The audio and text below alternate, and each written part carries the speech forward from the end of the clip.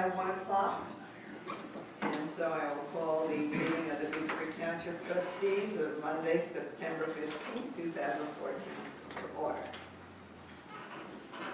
And this moment to stand and pledge allegiance to the flag of the United States of America and to the republic for which it stands, one nation, under God, indivisible, with liberty and justice for all.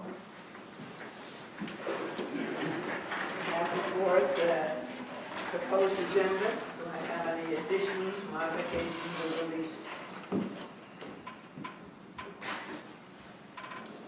Seeing none, may I have a motion to approve the agenda as proposed? Second? Mr. Paxton? Yes. Mr. Price? Yes. Ms. Brown? Make a motion to approve the payroll.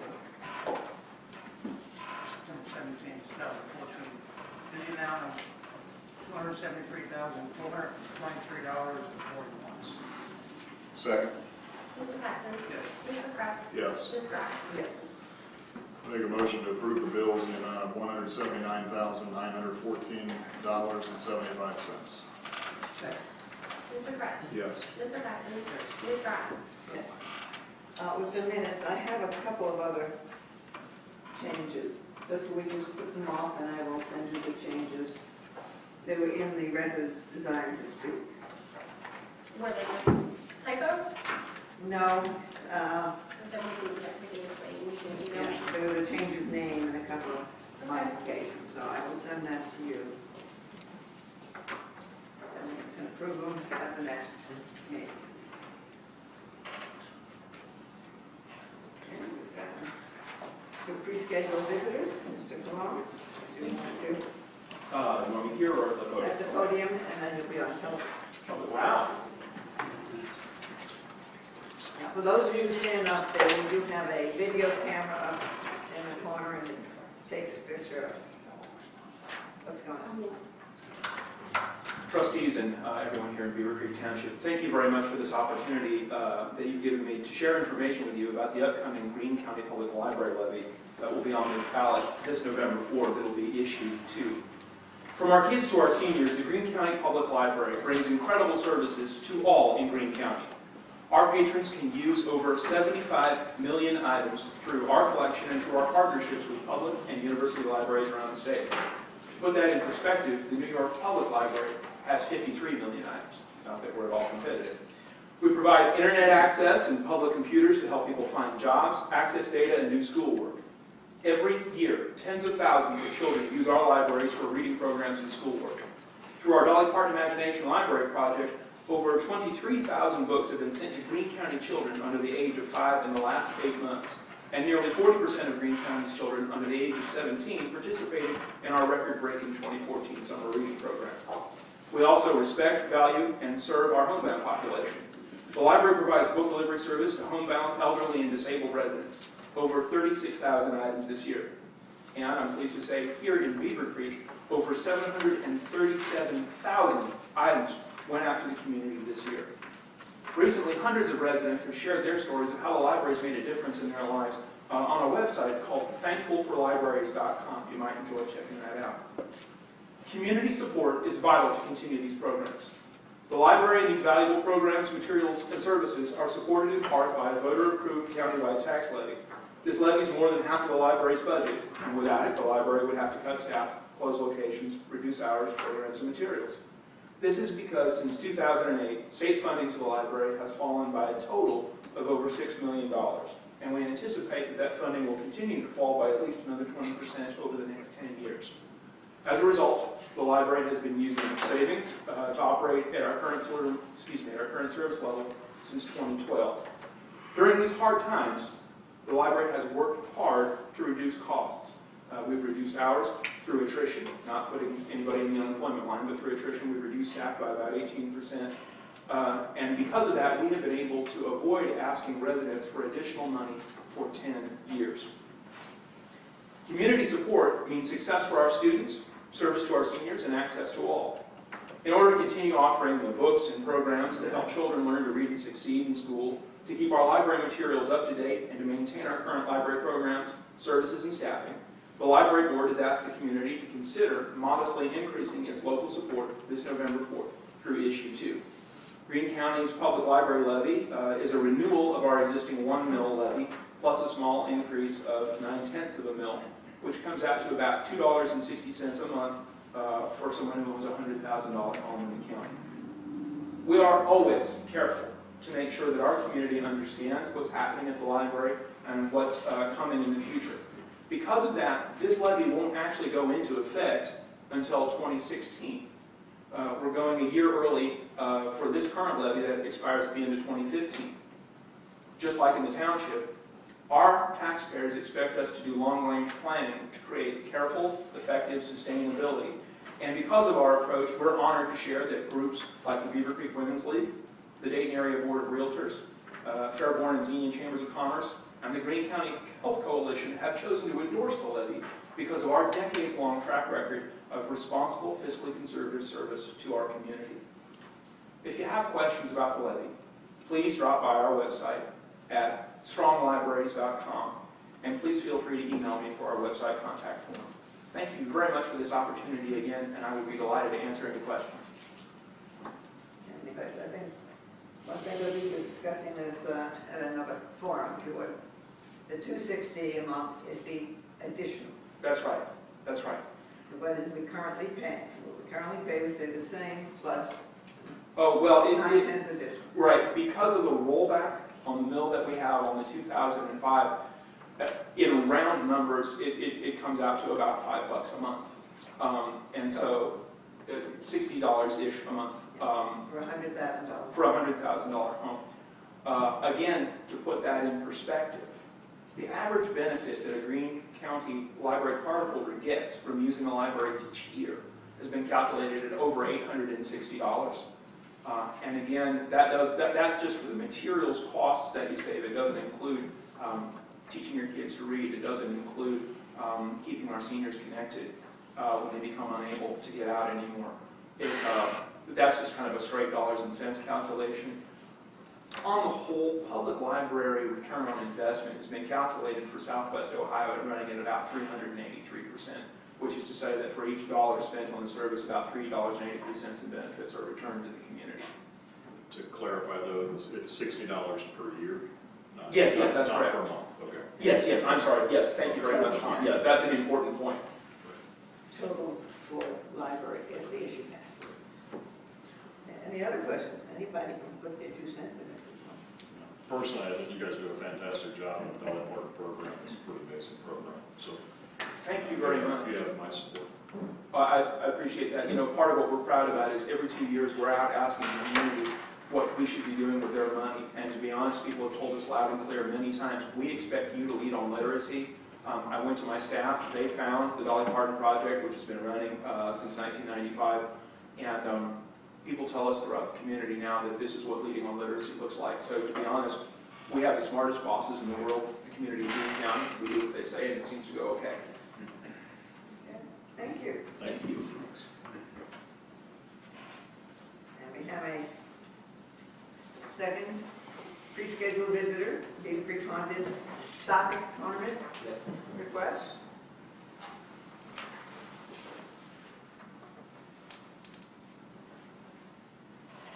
Thank you for your time. My name is Jerry Graver, and I'm with the Beavercreek Soccer Association, and I'm representing the 6th annual Haunted Classic Soccer Tournament. It's going to be held here in Beavercreek on October 18th and 19th. Attending this event will be 554 teams from the middle of the country that average probably about 15 players per team, which will be bringing 8,000 soccer players to this region. And with their respective families, we expected there to be about $8 million of commerce brought to this area. And the Haunted Classic is now the largest fall soccer tournament in the United States.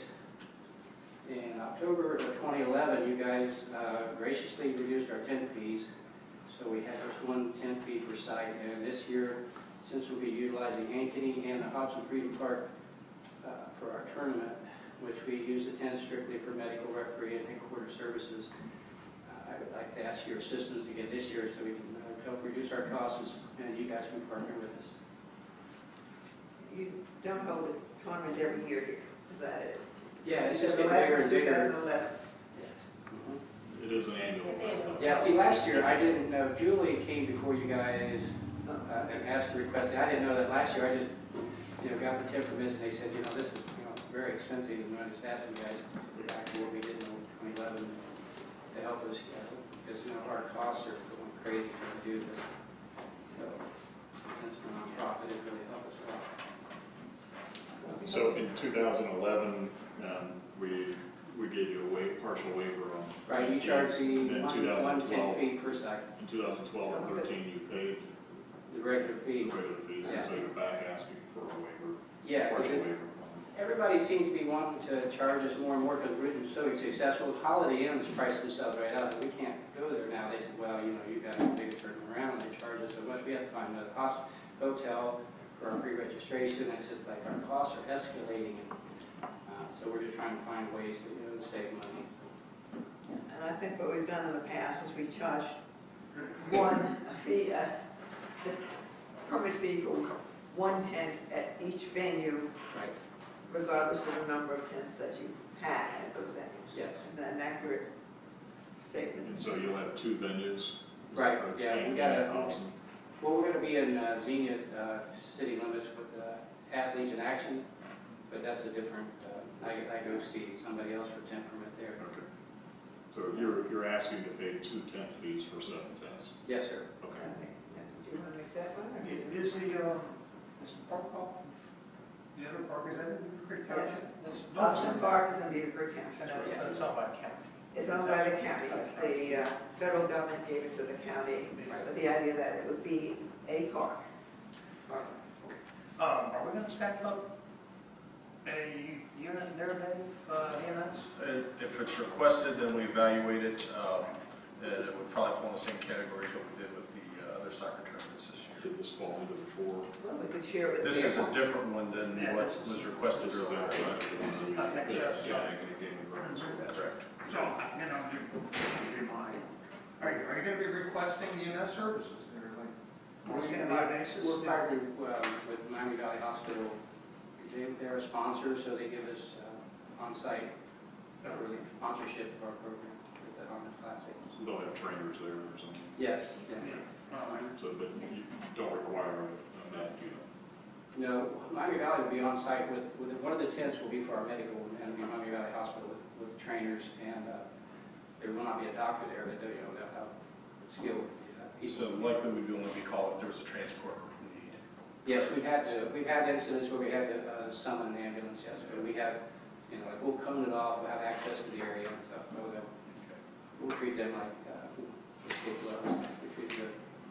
Very good. Any other comments? No. If not, I have a motion. Yes. Make a motion to waive the regular 10 permit fees for the Lions soccer tournament sponsored by Beavercreek Soccer Association for 2 tents. We'll have a number on it. Should be 7. Total. It's a bit of a- 7, a blanket, so I didn't know how many. It's 110 fee per Site. site. Charging 2, waiving 5. Several things. For the cost of 110 for each site. Second. Mr. Paxton. Yes. Mr. Kretz. Yes. Ms. Brown. Yes, thank you. Can you tell me your last name one more time? Like you Mary's Money Graves, just an R in it, Graver. Thank you. And his letter's in the, his request is in the packet. Okay, if anyone here who would like to speak to the trustees, is we open it to citizens desiring to speak on any issue that they'd like to bring before us. Seeing none, go to old business. I assume that is Mr. Kretz. So, just an update as far as performance audits. We have, for those that may not be aware, we have 2 performance audits going through. We have one that is HR focused, one that is township-wide focused. And so, from an HR standpoint, met with Dr. Price last Monday. and had kind of just a review with her, and have another meeting with her this Thursday, where essentially I'll see a glimpse essentially of a draft, kind of an outline, I guess is what, and then the intent is that she will come before the board at our next meeting and present her findings, her recommendations. So that's on the HR component. Novak, been going back and forth, and I apologize. Originally, we were hoping to do set up 2 work sessions for the 24th of this month. I'm the one who recommended that date, and then it turns out I had a conflict on that date. So we're hoping to schedule for October 1st. Is that the date, Alex, that we're looking for? Okay. So, and this essentially, the purpose of October 1st would be kind of twofold. It would be to have a work session, split the day kind of in half. Half a day dedicated to fire, and the other half broken in down by department. So we would get the other departments in half, cumulative in 1/2 day, and then the fire would be allocated 1/2 day. So the question is availability of trustees for. I'm free that day. October 1st, Correct. that's Women's League. Well, I don't have to. That's our canvas and issues, Right. but I can't go there. I can't go. I prefer the other, but I normally do the timing for that. I don't even know whether I am or not, but what time would we start? The canvas and issues, and that's all morning. But I can't go there. So. The other alternative would be to push it to the following week. So I think we'd put it off too long. that was my gut was to accelerate it, and like I said, if it comes back that Is there anything before that? the 24th they were available the entire day, and the 1st they're available the entire day. And we're getting, if there's any modification of how we do anything, we're getting very close to where we really have to start doing our budgeting to a very fine degree for the appropriations for next year. What So I don't think we want to put it off. Right. What Novak has said is that their turnaround from this work session would be about 2 weeks, and they'll have their final presentation. That's, So and then I think we put it off too long. So if I have to miss Women's League on the first, I'll miss Women's League on the Mr. first. Paxton, are you available? Well, Because we can look for another day. We can do fire in the morning, I guess, The and following then there'll be week. others in the afternoon. Actually, I have a doctor appointment that morning if we could, We're looking at afternoon for fire. if at all possible. Okay. Right. It's one of those 3-month out deals. So, bottom line is if this group is still available on the 24th, we can go back to Novak, and I will back out of my commitment and make it happen on the 24th. I can't make the 24th. You can or can't? No, that whole week's Okay. not ready for me. But the 3 of us can make it on the 1st. Is that correct? We would need Ms. Aarons for at least. For the fiscal portion, yes. We would need, well, I would need to be there for a minute, so I will make myself available and I'll be there. okay, that's what I'm saying, we would definitely need you for one component of it, but it's not the whole, so. Okay. Okay, and what was your statement on the 1st? First, I'll make an appointment and never make the meeting. Okay, And we start budget 8 o'clock. discuss the budget. The appropriations budget, usually it's turned into me the week of Thanksgiving, and then we have our budget hearings in the first or second week, depending on everybody's schedule in December. So timing wise. So timing wise, It's pushing. Okay, so your concern is to get the information in before we discuss If anything's going to be switched around by the recommendations that come through, all of our people need that time to reorganize what they're doing within what they have. So I think it's an important thing to get as much done, give them as much leeway as possible. The longer we put it off, my recommendation would be don't implement the suggestions if it's financial until 2016. If that's fine and dandy, we can do that too. I would think we would want to accelerate that. If we meet on the 1st, they're going to essentially have a presentation to us on our meeting on the 13th, right? Which then gives us some time to review and. Well, I assume if we make all our comments on the 1st and get that in good order, their final report will reflect all the comments that we have made. Yeah, so this And is so the when it comes to presentation. us on the 13th, we will have had where we are going, but it will be finalized. We'll have the recommendation, right? We won't have any decisions from our standpoint. No, but we will at least know and be able to think ahead. Right, you'll have a month before budget talks, essentially. Right. If you put it off for another couple of weeks, and then it's, then it's just wrong. When did we start this process? A long time. So if we can set aside the 1st, what time did you want, sir? Would Start at 8 o'clock? we do 8:30? fire in the afternoon? How much We time have do you break want? for lunch. So if we started, we have IT, we have HR, we have zoning, and we have fiscal office. And road. And roads, we have 5, so if we dedicate, I mean, not everyone's gonna take an hour. Right. So, but probably 8:30, Okay, makes sense. that's fine. The purpose? The purpose will be go to, workers' nominee performance audit It's a recommendation. work session to review performance audit, preliminary recommendations.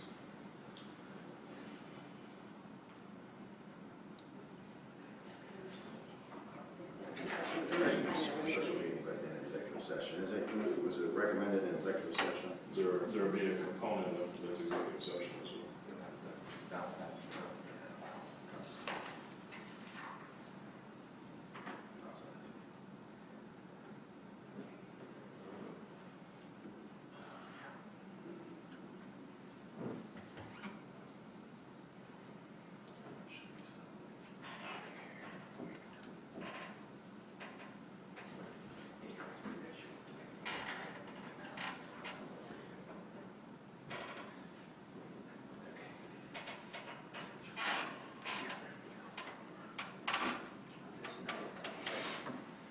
Show up at 15. Okay, is that sufficient for that item that you? That's all I have. Thank you. And everyone will be ready. Mrs. Herring, you just organize the order in which we'll be reviewing them so that the individual will be able to be ready, the department heads will be ready in the time frame. Yeah, so it'll be probably the same outline as what Mr. Kretz sent out for the original 24th meeting. Okay. Just carry that on to the Yeah, original. the idea is to engage the department head in the process, and so to go over those recommendations, and so we're all on the same page. New business, Mr. Barone? I put that on there on the way out the door this morning just because we've gotten several phone calls between Friday and Monday, so I just kind of wanted to see where, I'm sure I know where they're going, but I just want to make sure. In 2010, the board passed a motion to do Beggars Night on Saturday from 6 to 8 in 2010, 2011, they went, and this is the same as the city, but last year, you just did last year's October 31st from 6 to 8. We didn't go any further than that. So I guess my suggestion or recommendation would be just to pass a motion to say if we do what the city does every year, then we won't have to come back to you. But I don't know, we've gotten several people already phoning and they're displeasure with Friday the 31st because it's football night. So I know, but we've always done it on the 31st, except the 31st is a Wednesday. And then they don't want to conflict with churches. okay, so football's okay, but churches. I So- don't know, When is the city? I just put my. They're doing baby theirs out on Friday 6 the 31st from 6 to 8. They are. They have already advertised it and everything, so So I we know. do the same thing. Because So- you don't want to have some doing it on one night, some doing it on another, go from one to the other place. And I think the city mayors and managers of the region have come up with that date, so. Yeah, the mayors and managers in the past have set up dates several years out, and it's been tradition for the township because of the neighborhoods are so connected that we follow what the city does. The only time that we did make a change was 2 years ago due to that snow and ice that came through. Right. That was relatively early. And then, And we're not gonna have that this year. I don't know. Maybe just a motion, just to do what the city does all the time, would probably keep us from coming back to you every year. That'd be fine, could follow the city, but then we should enunciate it each year as soon as they tell us. Okay. Why don't we just make, do we need a motion or just sort of a practice, because that's what we believe? We've done a motion We've done every motions year. in the past. Okay, can I have a motion then to, I guess, I make a motion to have the township Beggars Night follow the same schedule and calendar date as the city of Beavercreek Beggars Night. Second. Mr. Krebs? Yes. Mr. Paxton? Ms. Graf? yes. And maybe we can just ask the city to, as soon as they have finalized theirs, to send us the information, and we put it on our website. Thank you. Thank you. Mrs. Herring. Thank you, Board. I have two discussion items on the agenda today. The first one would be the controlled bow hunting program. The cutoff was today at 1 p.m., right before the meeting. In front of you, I have a list of names. It's a lot smaller group than we've had in the past. This year, we only have 7 names on the list. And I passed those out just got the list right before the meeting. Just to point out, it's not in the policy, but in the past, we've discussed not having repeats each year. Just to point out that Mr. Robert Gambro was in last year's program, and Alan T. Dudzik, it was in last year's program as well. There are some others that were in the first year's program that are coming back. We only received 7, so I have 7 to present. I do have the hat if we choose to narrow it down to what's, and the 6 is in the policy that was passed last meeting.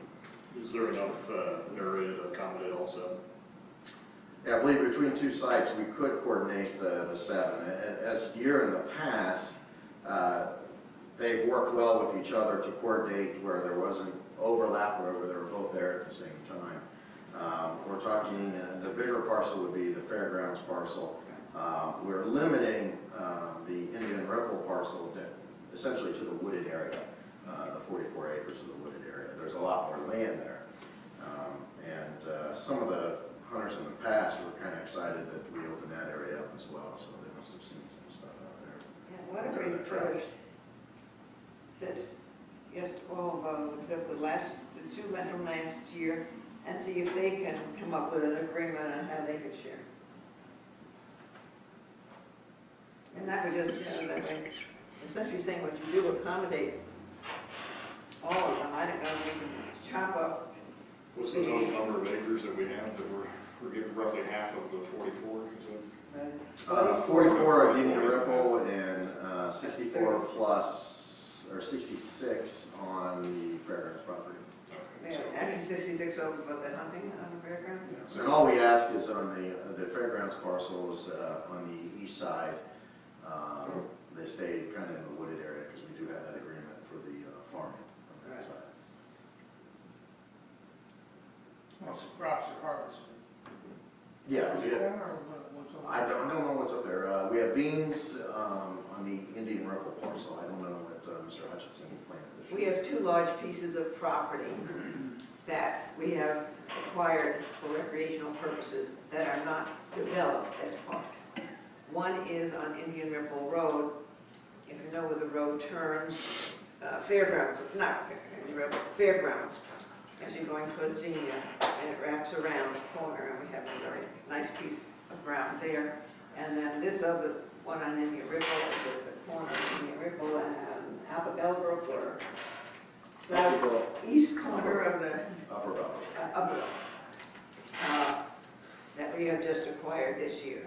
And so that's what we're discussing on the opening it for.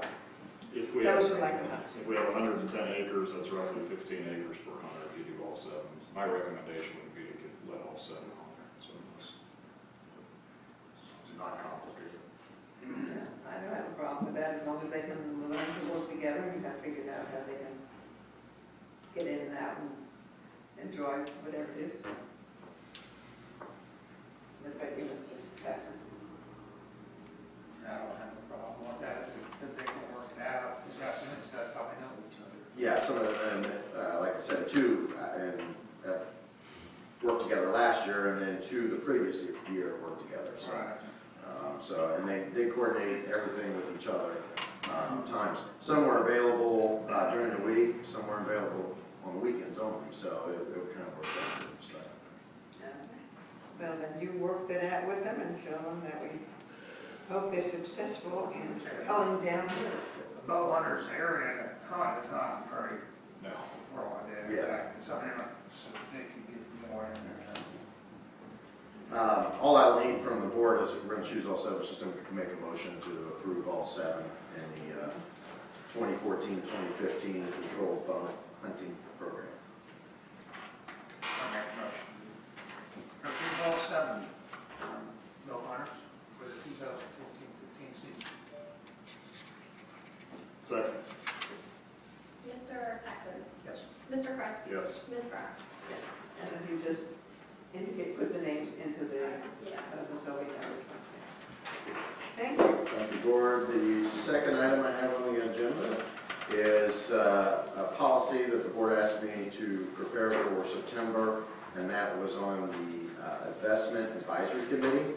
And I have that in your packet for discussion, to see what direction the board would like to go. Also, for the committee members, we have, I have 4 names, and just heard Friday afternoon from the last list of names that I received of people interested in serving on the Investment Advisory Committee. We also have 2 vacancies on our Audit Committee as well. Each person on the list that I've provided you here are willing to serve on both the Audit and the Investment Advisory Committee. And Mr. Hunt is staying on the Audit Committee, but he's also willing to serve on the Investment Advisory Committee. I mean, this advisory committee is the one we've been discussing now for quite a while. It is what it says, advisory, does not make any decisions, just reviews and sees and asks questions and lets us know as a township what would be the best in their idea. That would be the best thing for what the township should do for the funds that they don't need in immediacy.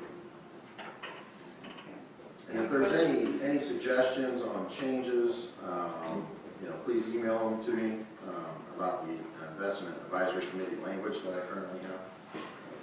Now, let's put it this way, we need to get, I believe that the investment that we did last year is now, and it's concluding its first year in effect, right? It was done last September, if I remember correctly. And we indicated that we would be doing something at the end of the year. So this is the time that we want to look forward to have that committee make the recommendations as to what we're going to do with, I believe, millions that we could be investing in a productive manner rather than at a minimal rate to maximize the availability of funding for the community, where we are getting reduced funds from the state yearly. So I think we should be acting as quickly as we can rather than keep putting it off. Is there anything in the draft that was presented to us for the Investment Advisory Committee that you find not acceptable? Well, I did, but I told Alex, I told Alex that I would send him, he said this was just a discussion, and there were things in there that he and I want to talk about and Yeah, change. this is not for final approval. This would, after I solicit everybody's input on it, if there's any changes, I'll make those changes and recommendations and bring it back to the next meeting. Would we Also, have a committee start working and reviewing because the longer we put it off, and we do this with, I have been sitting in this chair for a great many years. Longer, I believe, than anyone up at this table. And all I can see is that in the past few years, we keep putting it off. We put the next meeting, the next draft, the next suggestion, and what we get accomplished is reduced every time we do this. I can't estimate how many thousands I believe we have lost in investment funds because we keep putting it off for something else. I do not think that is the best fiscal policy that we should be doing in this township. If you all want to put it off, fine. I believe it's time to appoint the two people, at least to the Can I say something? the audit committee.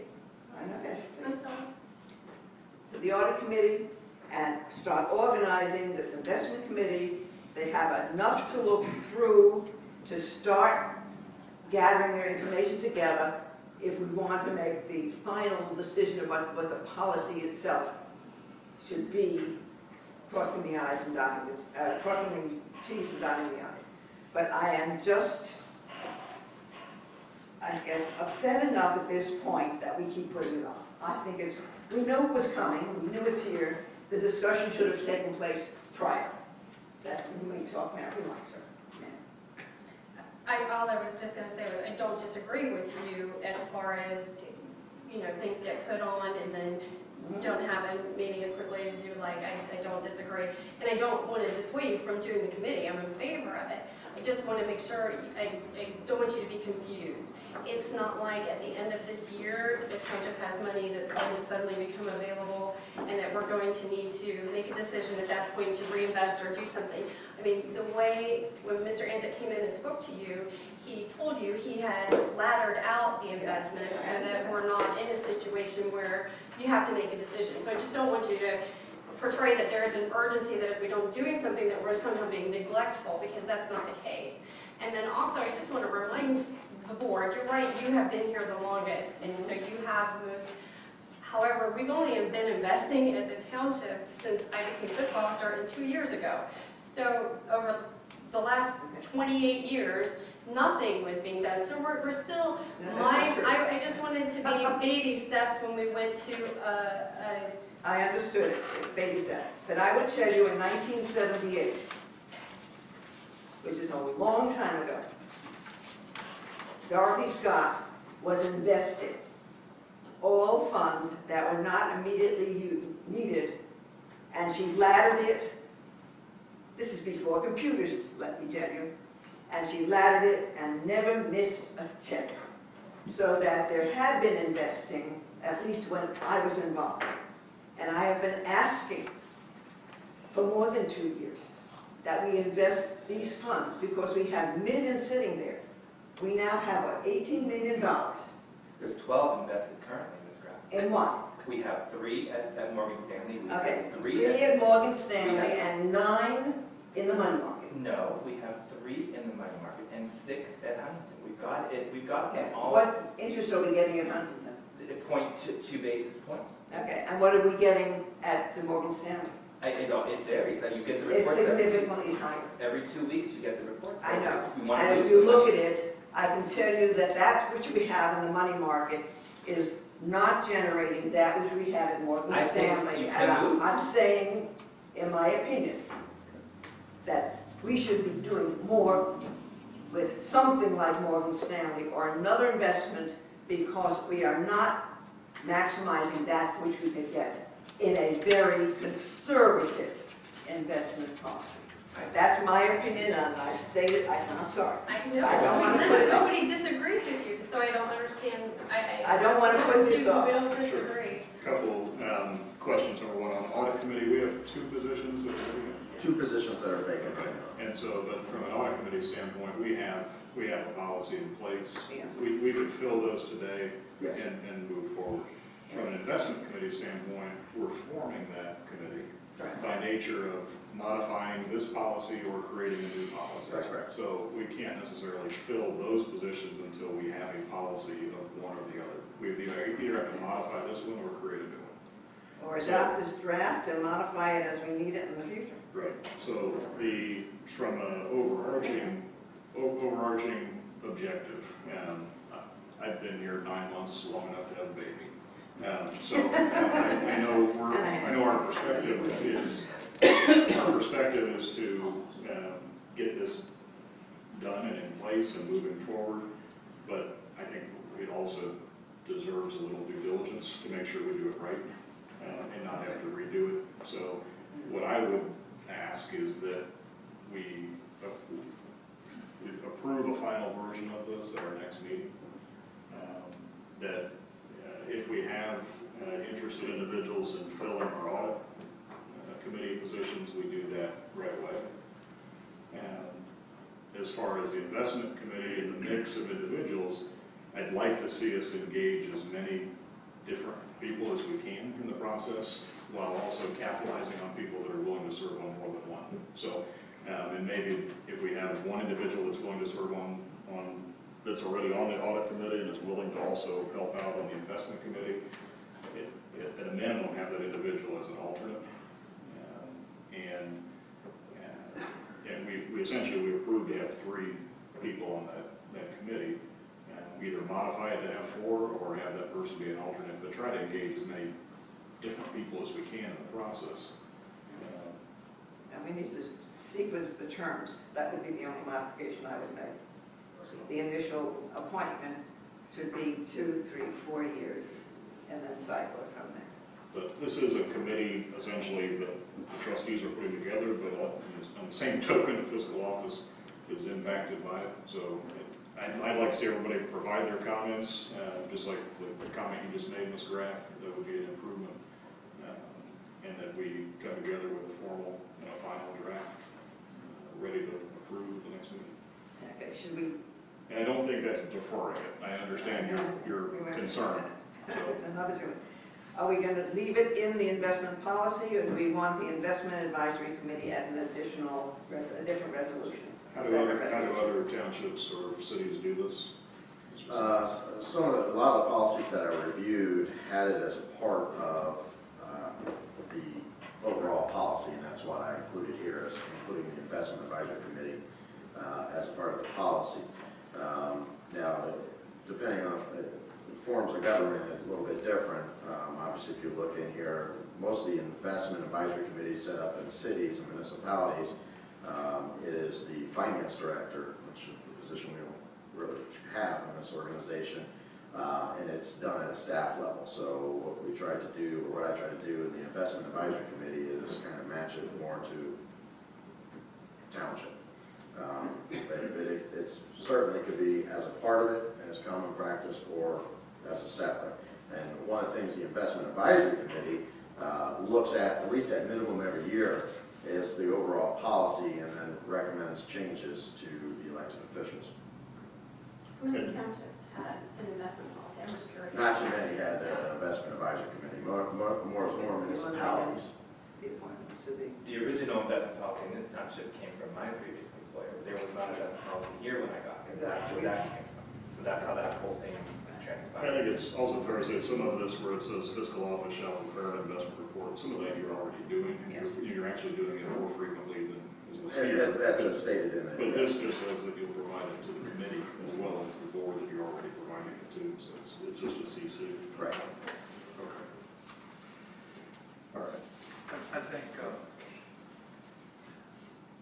on this investment advisory committee that maybe this policy, maybe I ought to have some ethical considerations in here on who's a member of this and where we invest, who's a member of the committee, Sure, if you want. and how we invest. Do we want somebody that's representing an investment company as part of this?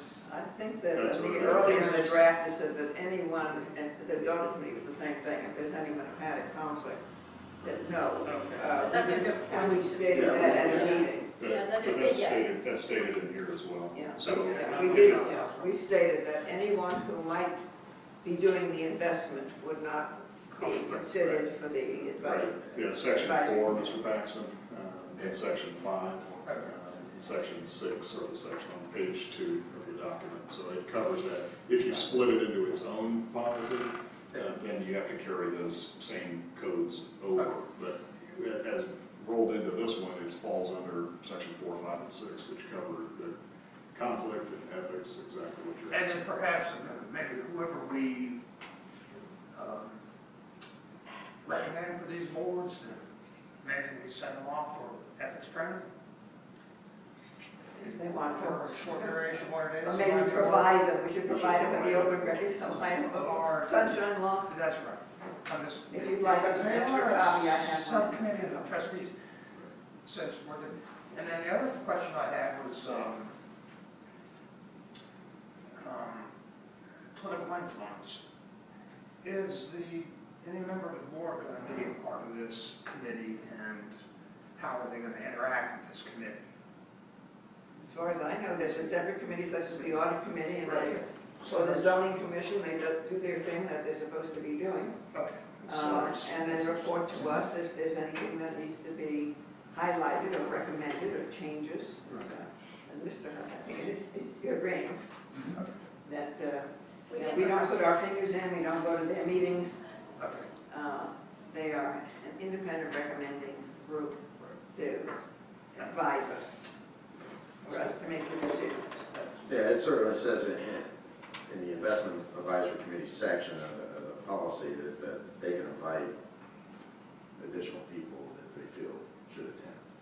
So whether it's staff or elected officials would be a part of it. I would imagine it may be just like some of our other committees, that they would have a regular meeting, quarterly potentially, and then there would be minutes capped, and then any recommendations then presented to the Board of Township Trustees.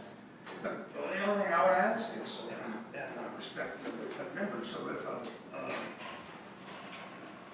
member of the Board of Trustees is invited to the committee, then the other members of the board are aware of that. Sure. Yeah. Okay, so we're going to put off this draft. Please send me any Considering comments. Any other comments you have on? And I believe you said that we should appoint these to the two vacancies. If we have audit committee and we have people that are going to be on it, and we have vacancies. Yeah, they said that all these individuals who have applied for the investment committee also are interested in serving on the audit committee. Mr. Ron Hunt is already on. He is continuing. So we need two from the other three who are both, all willing to serve on both if appointed. Is that an accurate statement?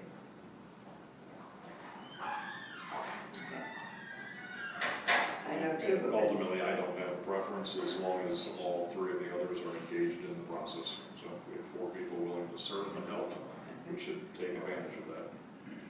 And then we provide that to the investment committee, and they could be happy to have an additional individual working with them, and not official, and if one then resigns, we have someone who's in place. And we do that with we have our BCA as well as our zoning commission, we do have alternates, so it does. Those are official alternates. Yeah, those are official. Okay, how do we want to proceed with the audit committee? The 2 positions, and are they by time? Is Yeah, there- we would have to stagger those and, Okay, but I think the 2 that resigned did have terms. yes, That's what I meant. Which terms are we filling? yeah. Yeah, you pick. Well, yeah, if you pick them, we'll fill in the time frames. Basically, both of them. And if you choose to add a 4th, we'll have to look at changing the original. What? You both are talking, and I'm not sure if I'm supposed to take minutes when we're done. Our conversation I'm we're in. just indicating the list that we have here, just showing. Yes, What if were the there's, terms?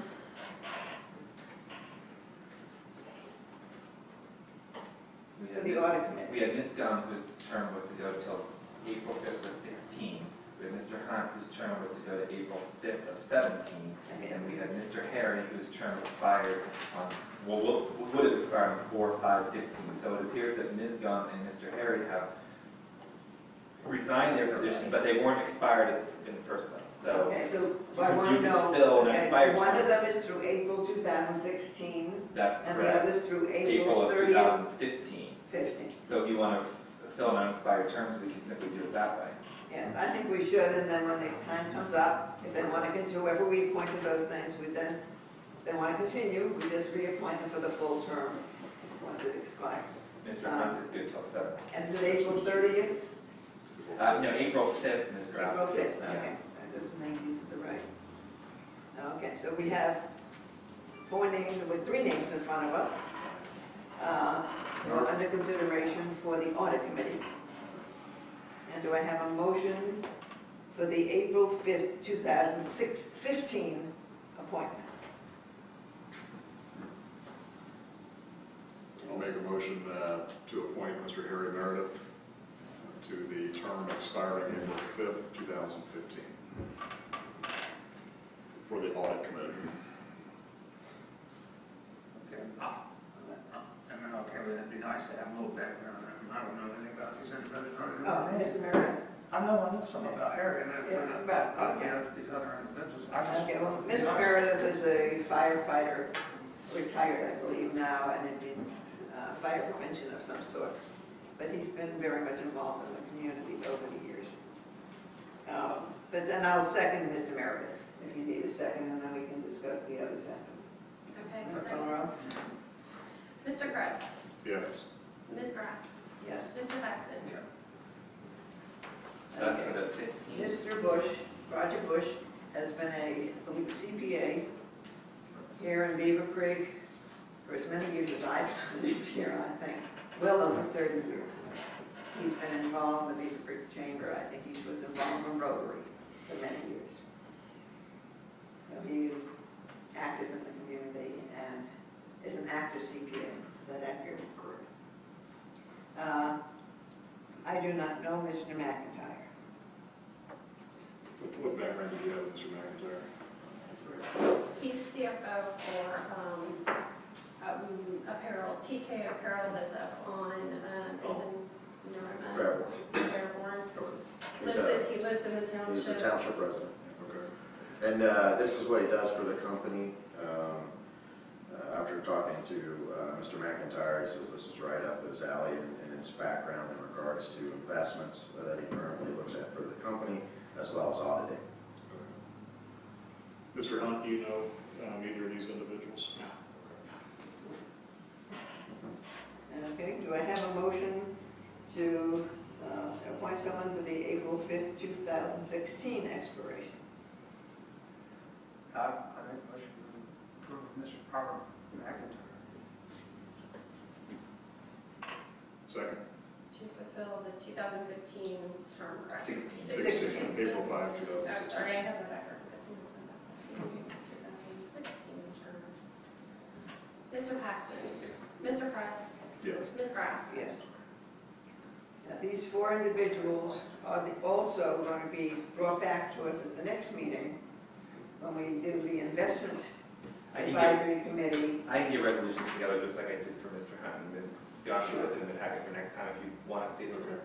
Yeah, but I'm saying for the next meeting, when we have the final investment advisory committee adoption, and we appoint the people to that committee, these are the individuals who we So we'll have the same consider 3 on the next committee. for the same, yes, So we'll do separate ones for the next committee.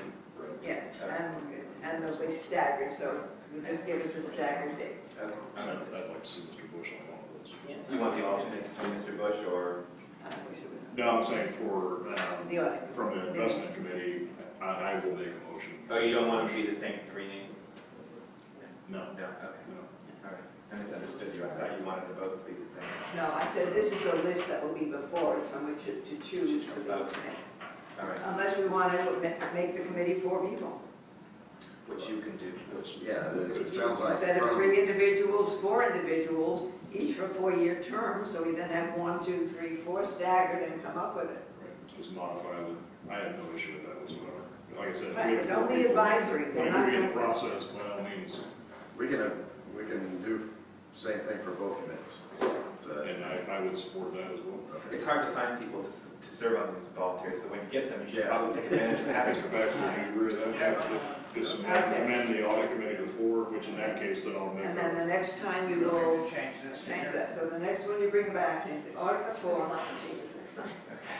stagger it so that that next term is, Just don't be upset. Next time, we'll have it all in writing so that you can read it. I think it's probably, Right. Yeah, today was but I just, just want to make sure that we have it with those Yep. staggered terms, and we appoint people to those terms, and then they get regular And rotation, so we'll end up with 4 people on each, and it'll be the same 4.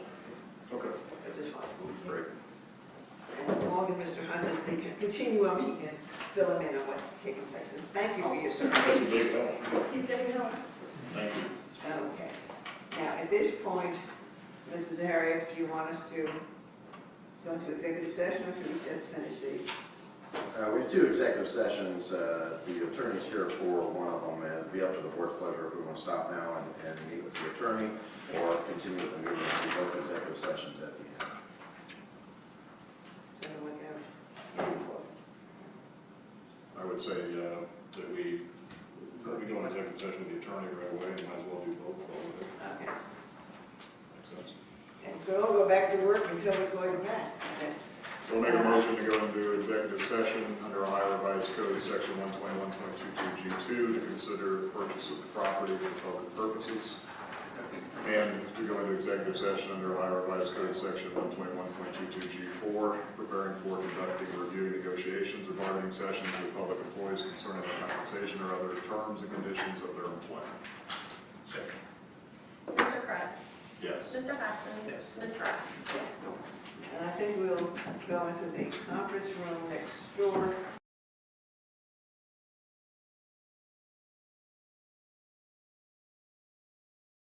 May I have a motion to come out of executive session? So moved. Second. Mr. Kratz. Yes. Mr. Paxton. Ms. Pratt. Yes. Discuss. Make Oh, well, let's do that. We're gonna do You it. want to do that? I would just do it. We can do it right now. Okay, we have a motion before. Make a motion to approve the fact finder report and case number 2014-NED-02-0181. Second. Mr. Kratz. Yes. Mr. Paxton. Ms. Pratt. Yes. Any discussion?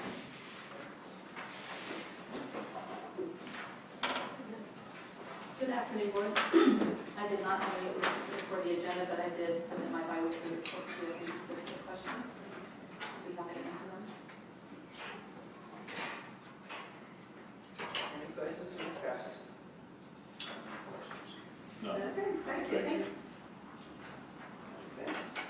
Okay. All right. Someone told me we were back. Oh, nothing from him. Move on. Yeah, I'll bring up the photo.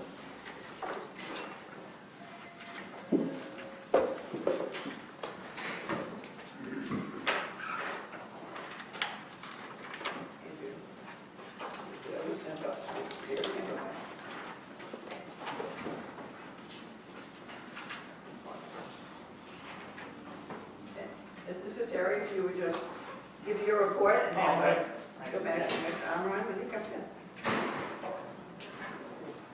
Go ahead. All right. All right, good afternoon, Board. I didn't have any purchases for this reporting period, but it's submit my bi-weekly. The 80-inch LED has arrived, and I'll be working with Mr. Parks, guys, to get that mounted next week, so it should be available if we need it for next meeting, or we can demonstrate it. Any questions of the board? Terry? Where do we stand as far as Mr. Erickson, and as far as the scope of work that you needed him to complete? Are we on track, or are we ahead, behind? It's, barring any problems, we should be able to get the exchange and Citrix up when he comes. His term is up at the end of this month, but I'm gonna need to work probably a couple of night shifts, where I can have a little more free access, bringing things down and everything. So I have to coordinate that with the fire department, and then I will need to bring some different parts of the network down to get that done. So at this point, are you comfortable saying that we will no longer need that subcontract position, or we will need that subcontract position? Workload is there. I mean, doing our daily task. So are you gonna propose, I think what he's saying, are you gonna propose for next year's budget having, I would like A to contract bring that up such as to, bring it up this. to the board. Of course, it would be your decision, but Right. and I guess we were kind of looking to see what the odd would. Sure. And it's forthcoming. Mr. Barone, on your report you sent out, it looked like we are 93% or so of contract services for IT. Are you specifically talking about Mr.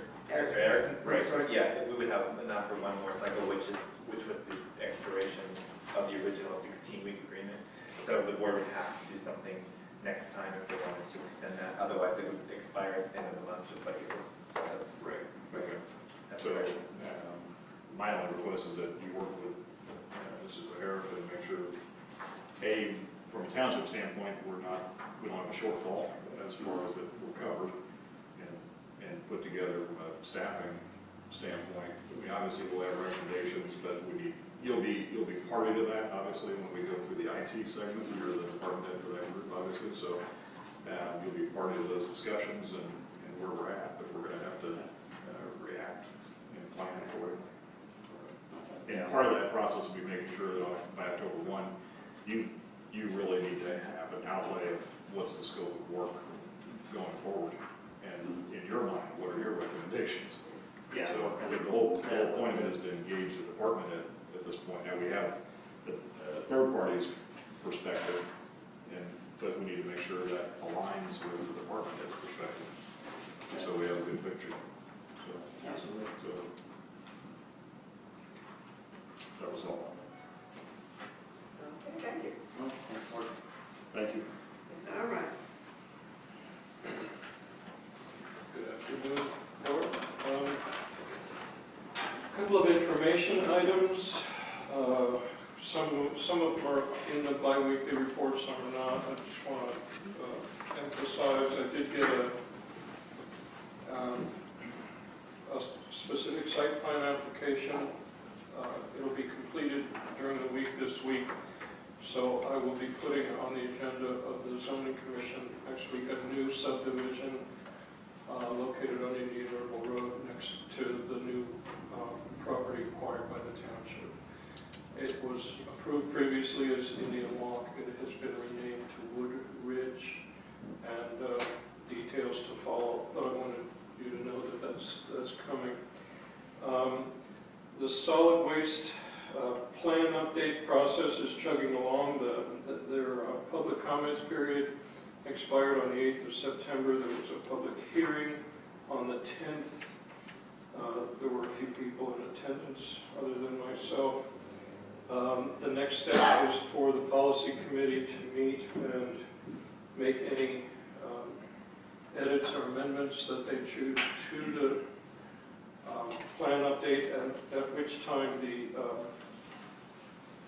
once they've finalized it, it'll go to the county commissioners and the rest of us for approval. And I'll keep you posted on what that schedule's going to look like as soon as it emerges. But the plan has to be to the EPA by mid-January, so it's going to be happening throughout the fall.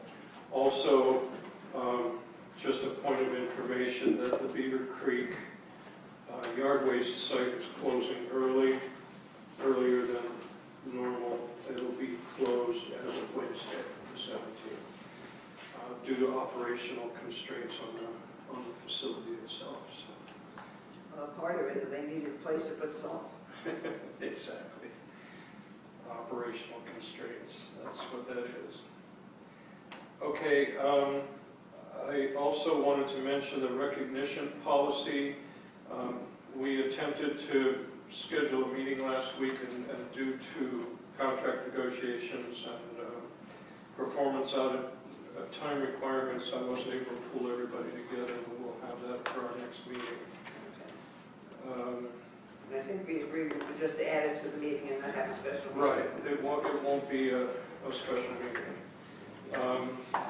I also wanted to give the board a heads up that at the next meeting, I'll be before you requesting an increase in my legal line item. We have run through that budget almost all the way this year. And there's more to come. So I'll be working with the fiscal officer, the assistant fiscal officer, to nail down exact dollar amounts and how much we project we might need to finish the rest of the year in good shape. But I wanted you to know that's coming. Perhaps the most important thing is an update on the nuisance declarations that you made at your last meeting. Are there any questions about anything so far? Two nuisance declarations were made at the last meeting. The first was against the owners of a subdivision development, two of them together, known as Arlington Place and the Colony, at the intersection of Factory and Indian Ripple Road. I can report that some additional mowing has taken place on that property. None of the parcels listed on the declaration have been mowed in their entirety, and none of the construction debris has been picked up, no tree limbs and stumps and so forth. I have a call in to Mr. Clemens, who has been particularly unresponsive to attempts to call him by phone in the past. It may require that I just go out there in person and talk to him, like I did when I delivered the nuisance declaration. So before we act on using township resources to clean the properties up, I want to make sure in conversation with him that he's done everything he intends to do, and make it clear that no, we expect the entire parcels to be cleaned up. The Newport declaration is more complicated. First of all, Mr. Newport has been, I would say, cooperative. Our discussions have been somewhat tense, but he's been cooperative. The junk car is registered. It's a classic, what's it called, a historical vehicle which carries permanent plates. And while the car wouldn't start, he did turn it over in my presence, assuring me that it would start with some work on the carburetor. I said, I'll come back, get it started, and make plans to store it indoors. And he's been cooperating with that. The dilapidated structure on the property is not used for any purpose other than agricultural. It's a shelter for goats, basically. And he and I inspected it together. I find it to be structurally sound for that purpose. And since the property is zoned agricultural, I don't believe the township has the authority to say anything further about that structure. And I think our legal counsel agrees with me. As to the piles of concrete and asphalt, there's a little bit of a conundrum here. While the township says that in their current form, as piles of concrete and asphalt, we believe they constitute a nuisance. At the same time, he's been told by the EPA, and therefore the health department, that the only way he can keep them on his property is in piles. That is, he can't spread them out. Unless, and this is the piece he was missing, unless he files a notice of intent with the health department. So I've educated him on that point. He thought he had the blessing of the health department to keep it there until he had a chance to spread it out. I said, no, you have to file a notice of intent. I've spoken with the health department. That process is underway. I'm not inclined to take further action until I hear from the health department that he either has filed a notice of intent or another week has gone by and he's failed to do that. But he knows he has to. We've had 2 meetings. I've had 2 meetings with him. Probably the toughest issue is whether the township wishes to pursue our contention, my contention, that he's operating a landscaping business off the property. There is little doubt that workers report to that property at around 7:30 most mornings and drive out in dump trucks and various lawn and landscaping equipment, trailers, bobcats, and so forth. Most of his work is commercial. He claims that his business address is a post office box in Beavercreek Township. I asked him whether I did. The second time I met with him, I said, does your workforce, do your employees report to the post office box in the morning? And he ignored that question, but he's firm in his conviction he doesn't need a conditional use permit. He'd say that all he does on this property is store his equipment, albeit only overnight, but he stores his equipment. We have to decide. Let me add one more thing. The burden of proof in a case like this will be ours. We need to prove that he's operating his business from that address, which would require some surveillance, some photos, more than one day, probably not all week, but some measure of surveillance would be necessary. And while the folks who filed the complaint are upset that progress is now seemingly slowed down by the township's intervention, I hope that they'll be understanding that we are in fact proceeding as best we can. We just have to make a decision on whether it's a battle or a fight. I'm happy to either perform the surveillance myself if so directed, or contract with someone to do so if need be. But, and as I said, I'm convinced this is the operational nexus of the landscaping business. But it would be up to us to prove that in order to prosecute for that operation without a conditional use permit. Has he given you any other place where he has an office? He has indicated that he has equipment stored in another location, but not an office. When I asked him, for example, about all the letters we'd sent over the years, I said, this is why we're frustrated. Look at all these letters we've sent. He said, I never saw any of those. I only take my mail to the post office box. We sent them to the mailing address of the site in question, and there is a mailbox there. It's difficult for me to conceive that neither he nor any of his family ever pick up any mail from that box. And in fact, at least one, I believe 2 of the missives we've sent over the years have been sent certified to that address.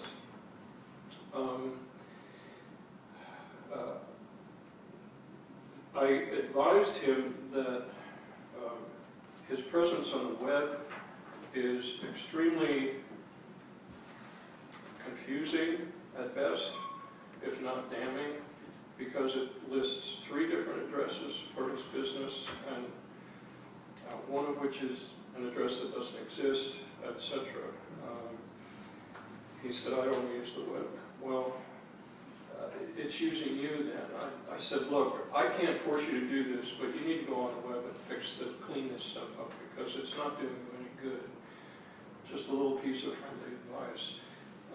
So our conversation is on that level. We shake hands at the end of each conversation, but he's so far adamant in his conviction that he doesn't need a conditional use permit. So with that, if we want to think about this and make a decision at a somewhat later date, that's fine.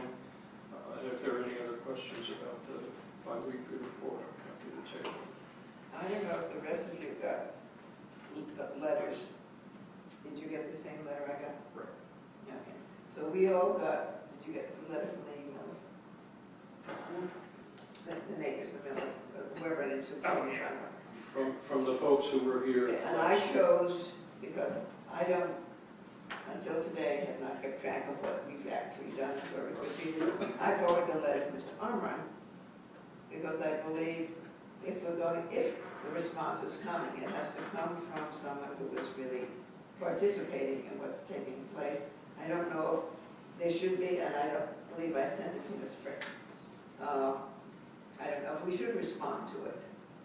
I just wanted to say that we did get some, we are proceeding as you have reported here, and I do not feel comfortable as an individual responding to saying what the township is doing without a fully detailed kind of report. I don't know how you all. Other than, the only thing you could respond is that we're working through the process, but that doesn't really answer. That doesn't answer the question. They're looking for definitive. Right, and when that's, Because they left obviously with an expectation that if you didn't clean it up within 7 days, we would. And so that was their. They wanted to see our bulldozers on site in 7 days. That was their expectation, so, and right, wrong, or indifferent, that's what they left with, so.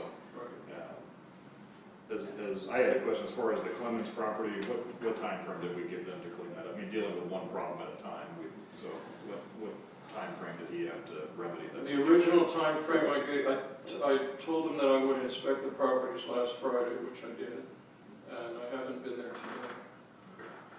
And so when you say he did partial mowing, did he just mow back to 9 or 10 days from the date of the nuisance declaration and so forth. So, and I would call into him now, but they don't often pick up. So did he mow back to the 15 feet or?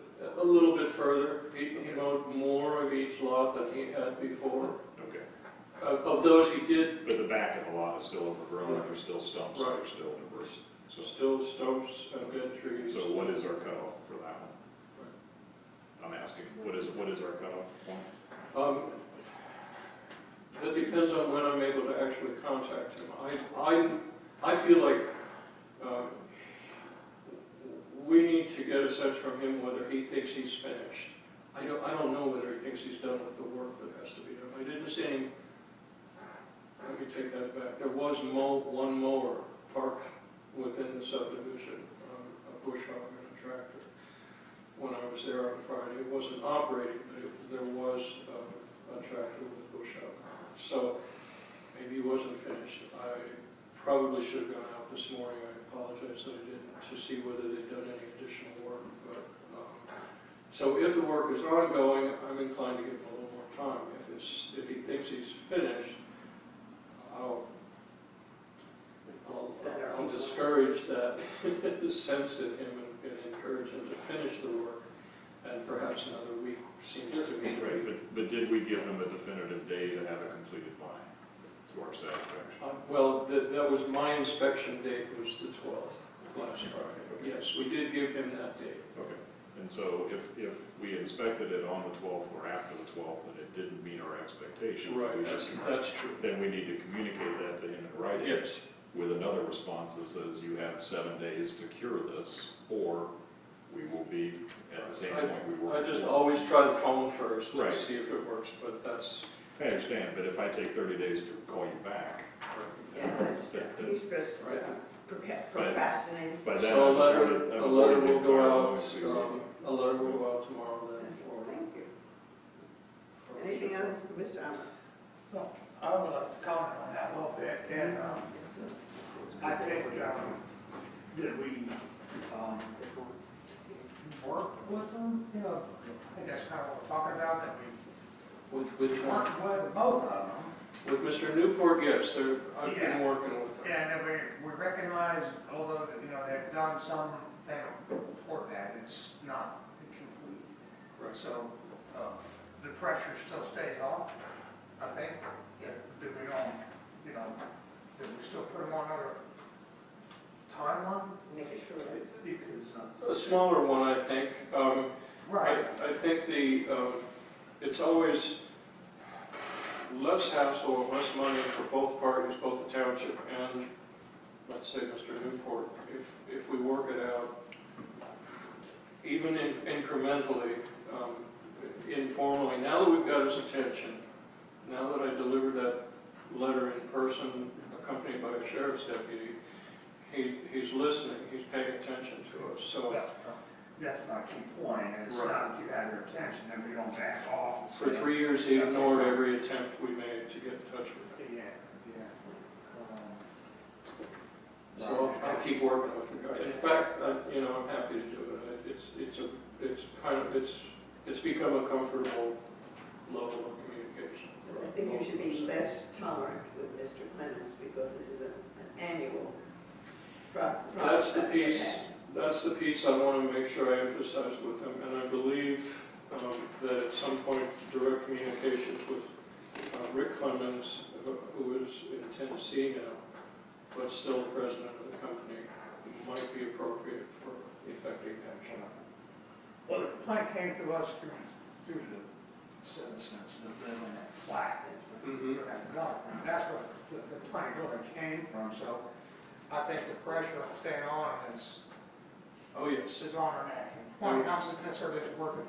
There's a call on my phone right now. Yeah, but you do have a legitimate number to get a hold of him now and all that, without, I have a legitimate number for a local number for Nate Clemens. I don't have contact information for Rick Clemens, the father, the president. Which is the one who complained that I'm shaking that.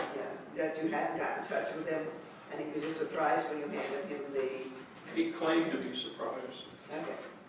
Well, that's the person who shouldn't be surprised. Just contact that person. He's responsible. Well, the number of letters we sent out, again, including certified mail, would belie that claim, but okay. I agree. I don't believe you are at fault. I'm not complaining. I'm just reiterating what you had said through and said he said, which doesn't make any sense. Right. But now that I've dealt with him personally, face to face, both of them, however briefly, no sense of surprise. There's any validity. I'm going to modify the agenda a little bit because we have two individuals who have been sitting here very patiently for one issue. Our employees are going to sit here whether we are patient or not, right? Those who have given your report, if you believe that's okay too. I'm going to move up the issue, I believe, that Chief is here, and if you want to introduce it about the alarm system.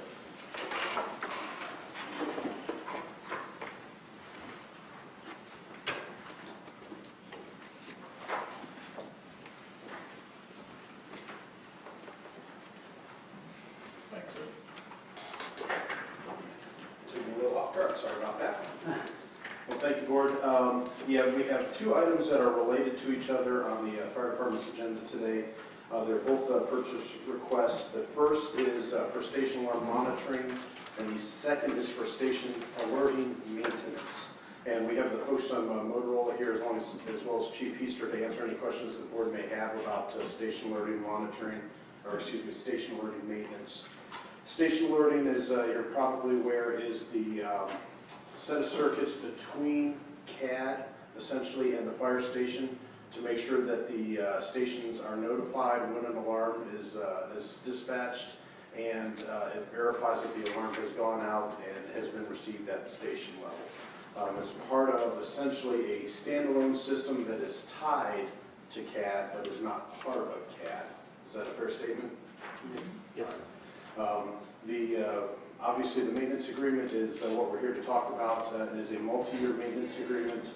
It has been reviewed by legal, and the primary consideration that we needed to address was for making sure there would be funds encumbered for each of the years of the agreement. And I have the purchase requests here, and like I said, Motorola is here to answer any questions you may have regarding the system. So. I've got some questions about the purchases, because it's such a large amount of money. And this is to my point about, now maybe you're wrong here, but this is to my my point about the whole communications plan and that's planning all that and spending. But, so what I'm reading in this is this $134,000 is not a part of, it wasn't a part of the original purchase because in 2012, there was a purchase rec signed for $1.14 million. $390,000 that was for a spatial learning system. That sounds about right. That's what this says right here. Yes. So this maintenance agreement for $134,000 over 2 years was really not part of this purchase. This is something different. This is the maintenance of the system that is now existing. All right. That was for the purchase of the system. Right, so I guess my concern here is this is kind of an unplanned expense. It's not an It unplanned wasn't talked expense. about, and it wasn't talked, it's meant $134,000 we're talking about, not just bringing it to the meeting for approval. Because now we're trying to secure funds for this, when it really, to my knowledge, really wasn't a part of this whole package deal. It was a part of the package deal. Similar to all of the equipment we purchase, we know that there is a maintenance and support component. Oh, yeah. It has been budgeted. It It has been appropriated for this year. It has been appropriated. Yes, sir. $134,000 been And appropriated? that's for, that's That's a a four-year yeah, it's a agreement. four-year This year is agreement. Hasn't been $40,750. over. Hasn't been appropriated. That's Correct. It's not been encumbered, but it has been Exactly. appropriated. It was planned for, it was budgeted. It is now time to encumber the funds. It doesn't That's get on the encumbered agreement. until we've approved the contract. Correct. So was this part of your last minute? When you were presenting your layout and stuff that needed to be purchased? It wasn't. There's nothing to be purchased here. What is it? It's a service contract. And It was wasn't part of the appropriations budget that we prepared as part of the budget document for 2014 that was prepared for the fire department, In yes. January, February, whatever. Here's my, let me get my thoughts together. Here's my concern. This was a life system, and this is a problem. Now we've taken on $134,000 sustained cost. 'Cause Well, this we is have not not gonna yet go taken away. it on, but yes. This is not going to go away. Correct. This is a sustained cost. It's going to be continued. It elevates the cost of the service to the taxpayer. And we got 4 stations. And each station already had an alerting system in it. So we updated the alerting system that was in the stations already to this newer version.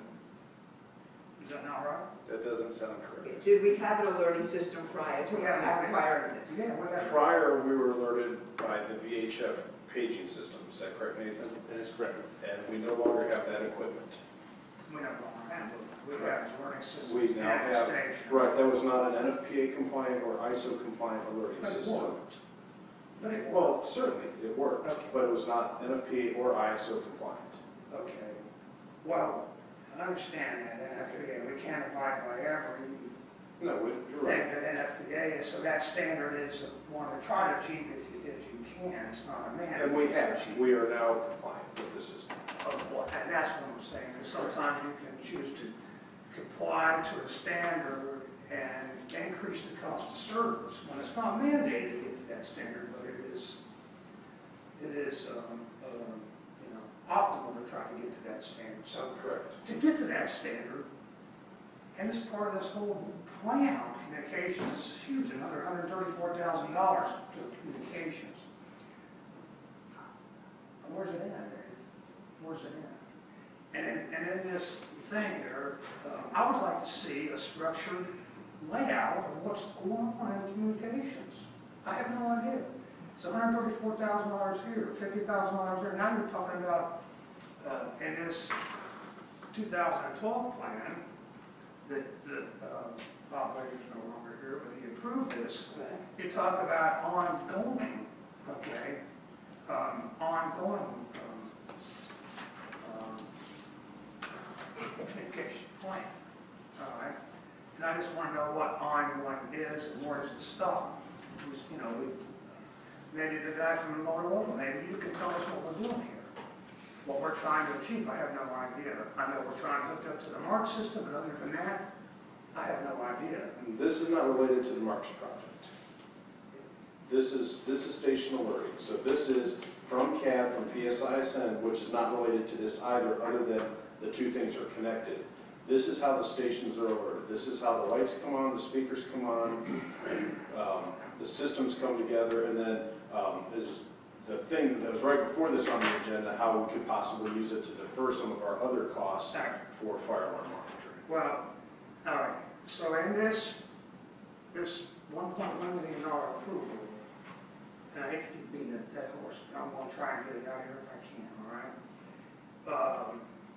You were seeking the board's approval to reappropriate funds for purchasing radio equipment for the township migration of Mark's radio system. Here was the whole layout of the Mark's purchase here. And the station learning was right in there, $390,000. Yes, we did it at the same time. Presentation to when- approve the Marks. So now you're telling me it's not part of the Mark system. It was done at the same time, so it was coincidental, even stronger than coincidental. The fact that the county changed their radio system gave us the opportunity to evaluate our station alerting, and so we did that, and we did it at the same time. But if you turned off Marks today, correct me if I'm wrong, station alerting would still work. That is correct. If we went back to the old EDAX system, if WS resurrected it, station alerting would still work. That is correct. If we turn this off, we'd still be on the Marks radio system. That is correct. So the timing was coincidental. And again, coincidental makes it sound it was random. It was not random. The timing, the projects came together at the same time, but they are two separate projects that shared a common timeline. And the cost is the Marks system. See, that's why I would like a plan of this whole communication thing, because we're tying things into this and tying them into there, and I don't have my head around it. They will have it for a long time.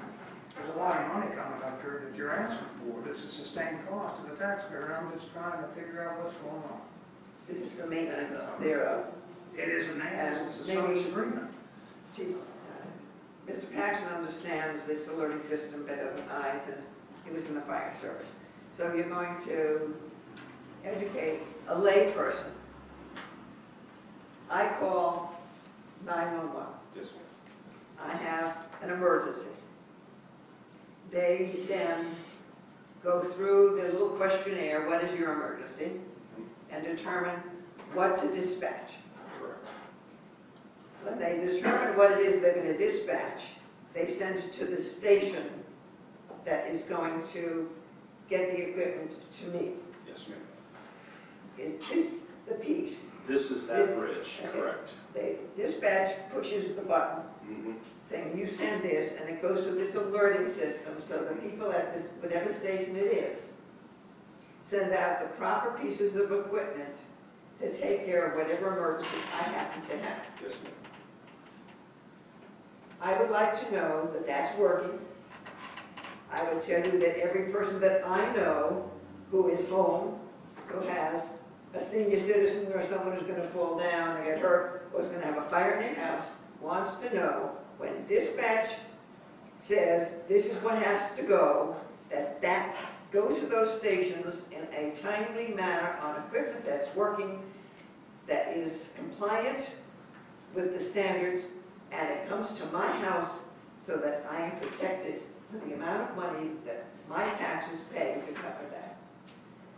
As a taxpayer who pays my taxes twice a year, very carefully and early, and I think that's what I'm seeing here, is that this is what that does. Do I understand the piece correctly? Okay. Couple Did you have a questions. question? Yeah, a couple of questions for you. So, number one, what did we do for 2014 for alert? It's covered under the initial warranty of the contract from the 2012 purchase.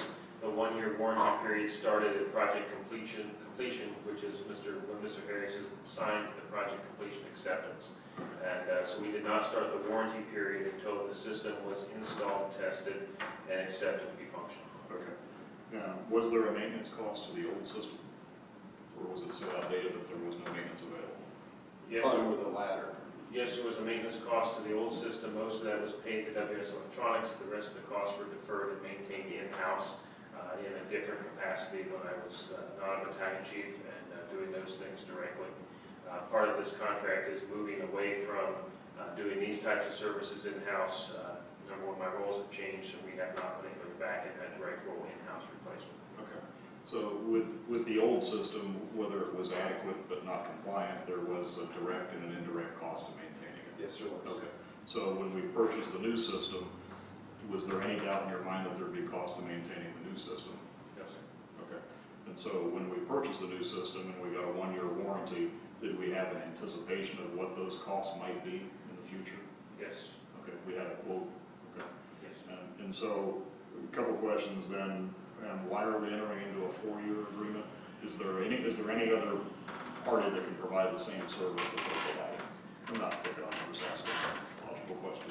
Is it sole source, or is there anybody else that can provide this? A Motorola themselves or a Motorola vendor could provide that contract, or we could seek proposals to do the same thing. They would have to, the opposing shop would have to get the appropriate training and so forth to bring them into compliance with that. We chose to look for a multi-year to lock in the price so that we knew how much we were going to be looking forward, so that we had that planned and encumbered and ready to go, rather than wait and anticipate for price changes every year. So the goal with this was to lock in a price and know exactly what we're going to be expected to pay over a multi-year time frame. Okay. And so when you lock into this agreement, and some maintenance agreements are like this and some are not, so I'm asking, does this extend the warranty of the equipment throughout that period? On the further question. Okay. So essentially we're buying an extended warranty and a maintenance agreement. So at the same time. there's hardware components that are Motorola hardware components, and there's hardware that's a company called VCR Engineering. So that's extending that coverage, and then there's the software as well that comes from the DCR.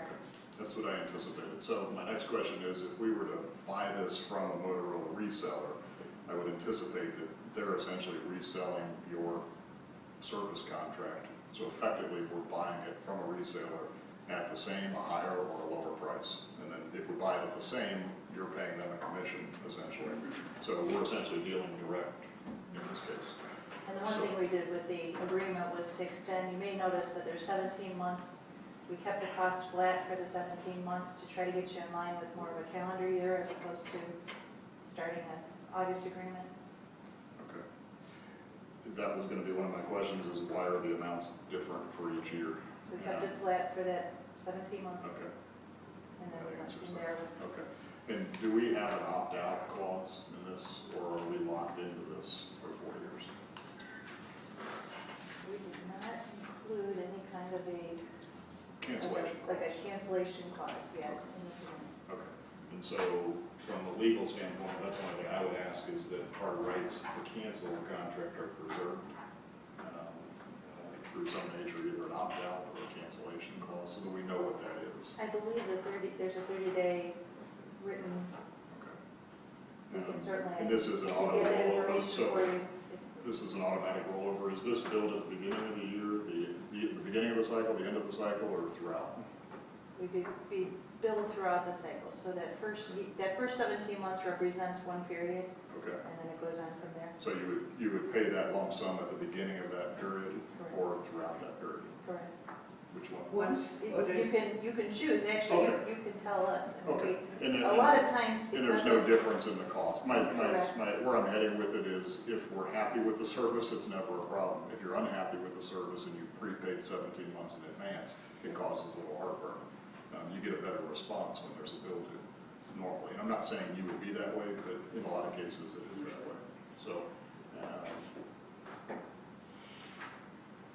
Any more my questions? gut feel is that we need to maintain the equipment we bought. If we bought it and we didn't believe that we had to put maintenance back into it when we already had a track record of providing either direct or indirect maintenance to it, that's something we need to move forward with. I'd like to see a cancellation or an opt-out clause. I don't have it in front of me. I know that I reviewed this. It's been a couple of weeks now, or months or so. So I don't recall specifically. However, I believe that there is a 30-day notice provision and that there's some cost associated with it. But not having it right in front of me, I just don't recall what that is because it's been a number of weeks ago. But otherwise, I support it. You have any further questions? Yeah, I just have some more comments on this. And, how many station rank systems are there? There's Cadillacs and there's, Volkswagens. All right, this is, where does this fall along? All right, so, my point is here is just, we haven't even looked at this. There was no presentation on this. There was no comparison of costs or anything like that. There was when the system was purchased, not for the support of the existing system, the now existing system. Well, how many systems did we review prior to deciding? We hosted with multiple fire departments a chance to look at 8 total fire station learning systems that were both NFPA and non-NFPA compliant, including some that were already in the area and some that were not. We had vendors come in from as far as California, but we had 8 total that came and did a presentation before we did the purchase and provided the township a quote before this was selected and brought to the board based on meeting our needs and within our budget. As to where it is on the Cadillac to Volkswagen spectrum, I don't know for sure. Yeah. I know that we did not choose every bell and whistle that's out there because there are a lot of options that we could have gone with that we didn't. For example, monitor video displays and Zoning for each individual bunker by apparatus. We didn't pick a lot of those features. There were multitudes of features that are available that we did not pick from any vendor, and we placed ourselves in the middle of the road, but really the minimum of the compliance for the standards. Well, I want to ask you for one thing, Dave. Nathan, maybe you, Dave, together, could you, in layman's term, get a layout? To me, this is simple project management. I think for the township, there ought to be a standard project management way of doing things so we understand across the board what's going on. Because how do you know? All right, without really going over this project, how do you know when you're approving a purchase really what it's for? So I'm asking for a simple layout of the plan. You're talking about the plan. You obviously have a plan to do this. If you thought about this plan for the upkeep on the system and the maintenance, you've obviously talked about. This is the first I've seen it. Okay, this is the first I've seen it. And as a board, we scrutinize the spending and ask questions about the spending. So when it comes to me in front of this, that's what I want to do. I want to ask you questions about it. And I don't recognize any of this stuff. I look at this. When was that approved? 2012. 2012. When did you come on the board? 2012. So were you here when we approved this? I was. Then you saw this? And I had questions. I didn't approve that. You did. And Bob did. I had Well, questions. did the board approve it?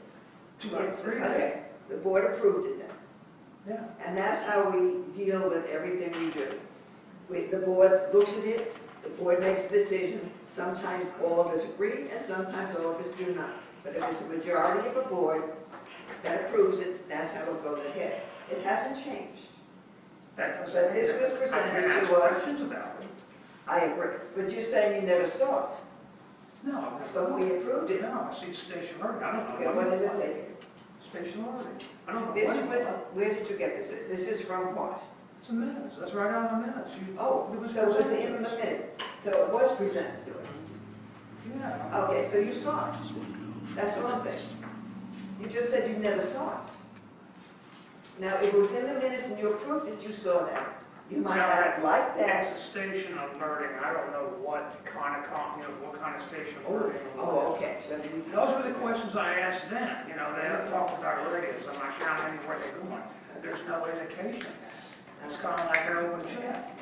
It's, I'll comment on it. It sounds like you're doing it, whether, there was gonna be times when I don't recall everything that you presented 9 months ago. There'll be that day. There's things I don't recall I presented 9 months ago. So, what I think Mr. Paxton is saying, and I generally concur, you'll hear me, I said it with Mr. Garden a couple weeks ago, I've said it with the US 35 project, is understand the true cost of what you're buying. And it's not just the acquisition cost, it's the cost over the expected life of that equipment, truck, bridge, whatever it is. What's it going to cost to maintain it? Well, that's a good point. And I think you do that, I think so, as long as that when you come essentially at least before this third of the board, that's what I'll be expecting, and I think that's the line. Exactly, so There's no surprises, nobody likes surprises. I think the meeting before, when you're asking for us to approve something to this category, a briefing of the minute before. Okay, for our communication plan, next meeting I'll be bringing to you this because of the station alerting system. And remember, we discussed this. This is part of our plan and the project management, and we talked about that.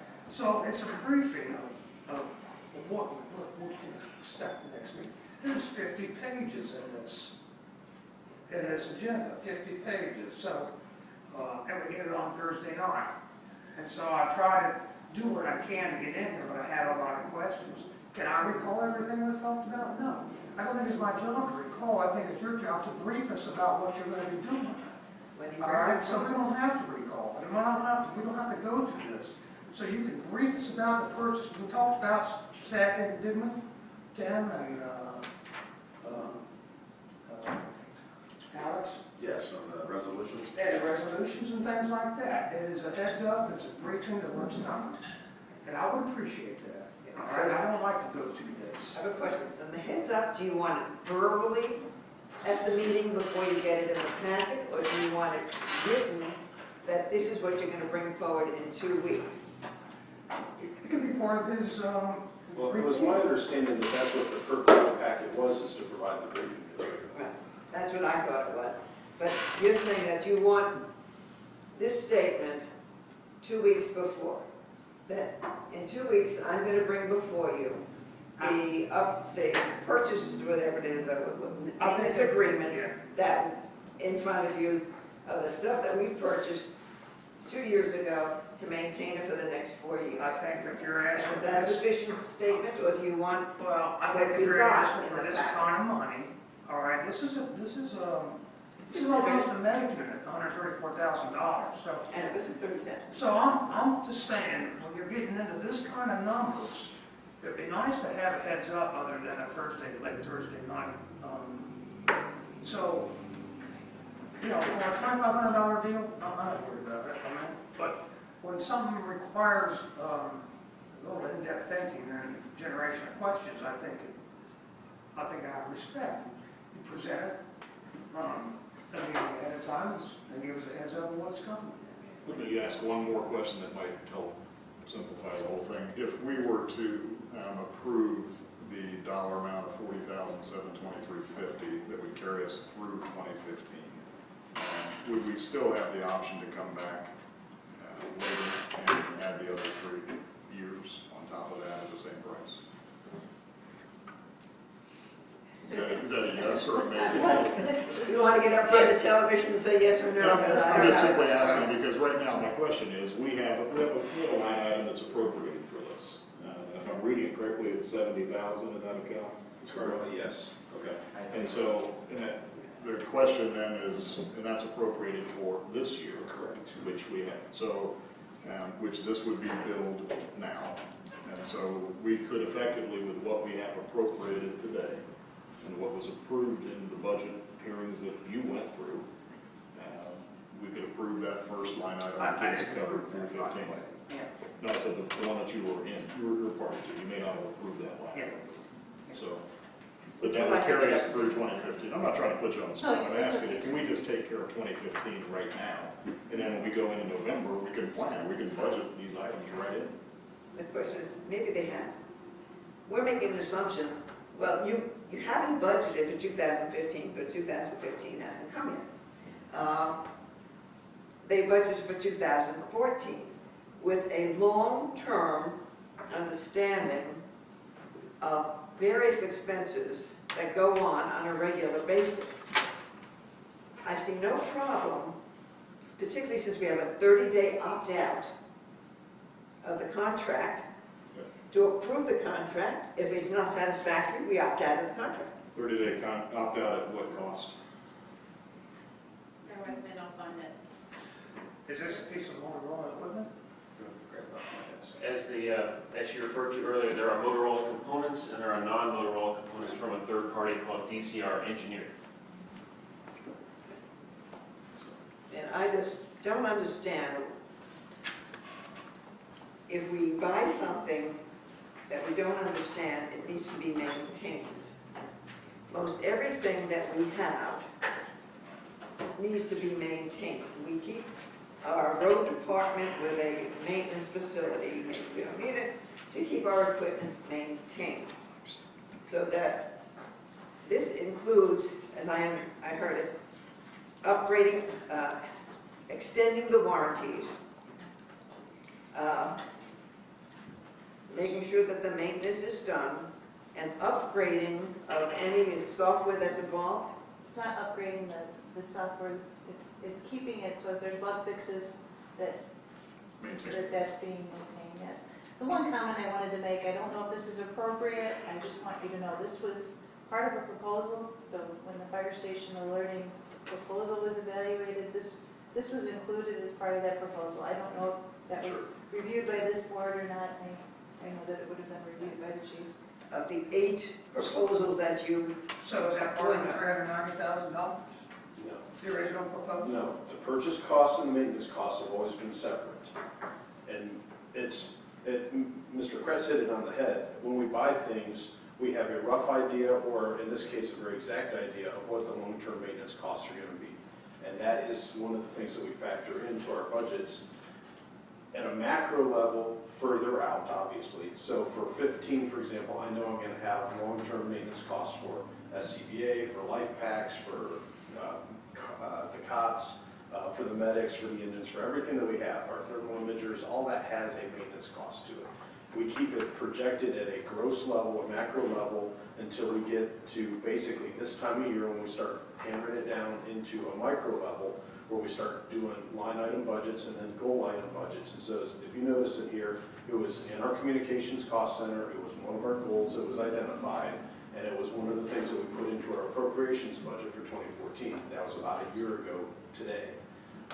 So we wouldn't be looking necessarily at 16 specific $30,000 until a year from now when we're starting to work on 16s. But we know generally that we have that much obligation that we're going to carry forward, along with all the other things that we have. So it is planned. It is not, if you ask me what the 2019 fire station alerting maintenance cost is going to be, I couldn't tell you. I don't have it at that granular level. But I know that what my maintenance cost is year after year, and as I add components to the system, the overall emergency response system that is Beavercreek Fire Department, I know when those incremental costs go up, and then I can account for those on generally a percentage basis of the overall thing. Same thing when we get rid of old things and we know that we're going to be dropping stuff off, we can factor that out. It doesn't happen as much as adding stuff in, obviously, these days. And I'm in favor of multi-year contracts as long as we have rights of... There's two basically termination type provisions. One is obviously if there's a non-performance, then there's the 30-day curing period, and then if it's not cured to your satisfaction, you can terminate. The other is that this is actually an automatic renewal of 1 year contracts. So as long as you give them 30 days, at least 30 days notice prior to the expiration of the year, you can opt out. And there's no buyout of the remaining balance. Not on the 30 years.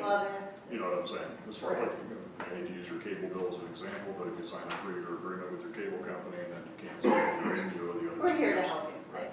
Okay. That's the best way I can So say it. you understand that? Are you ready to go ahead? Yeah, I'll make a motion for all 4 at that point, as long as we have, it's effectively an annual contract with a 30-day cancellation clause. We're essentially pre-budgeting what our cost is going to be through 2018. If I'm looking at this correctly, we're going to be billed in each annual period. We have the option of paying up front at the beginning of the period or throughout the term. Is that correct? And we can discuss billing cycle, correct? That I'll leave to the people who pay the bills, but. We've already had a discussion, it's all.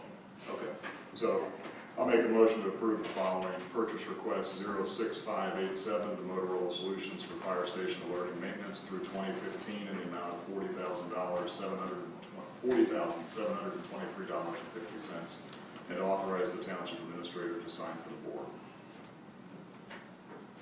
Second.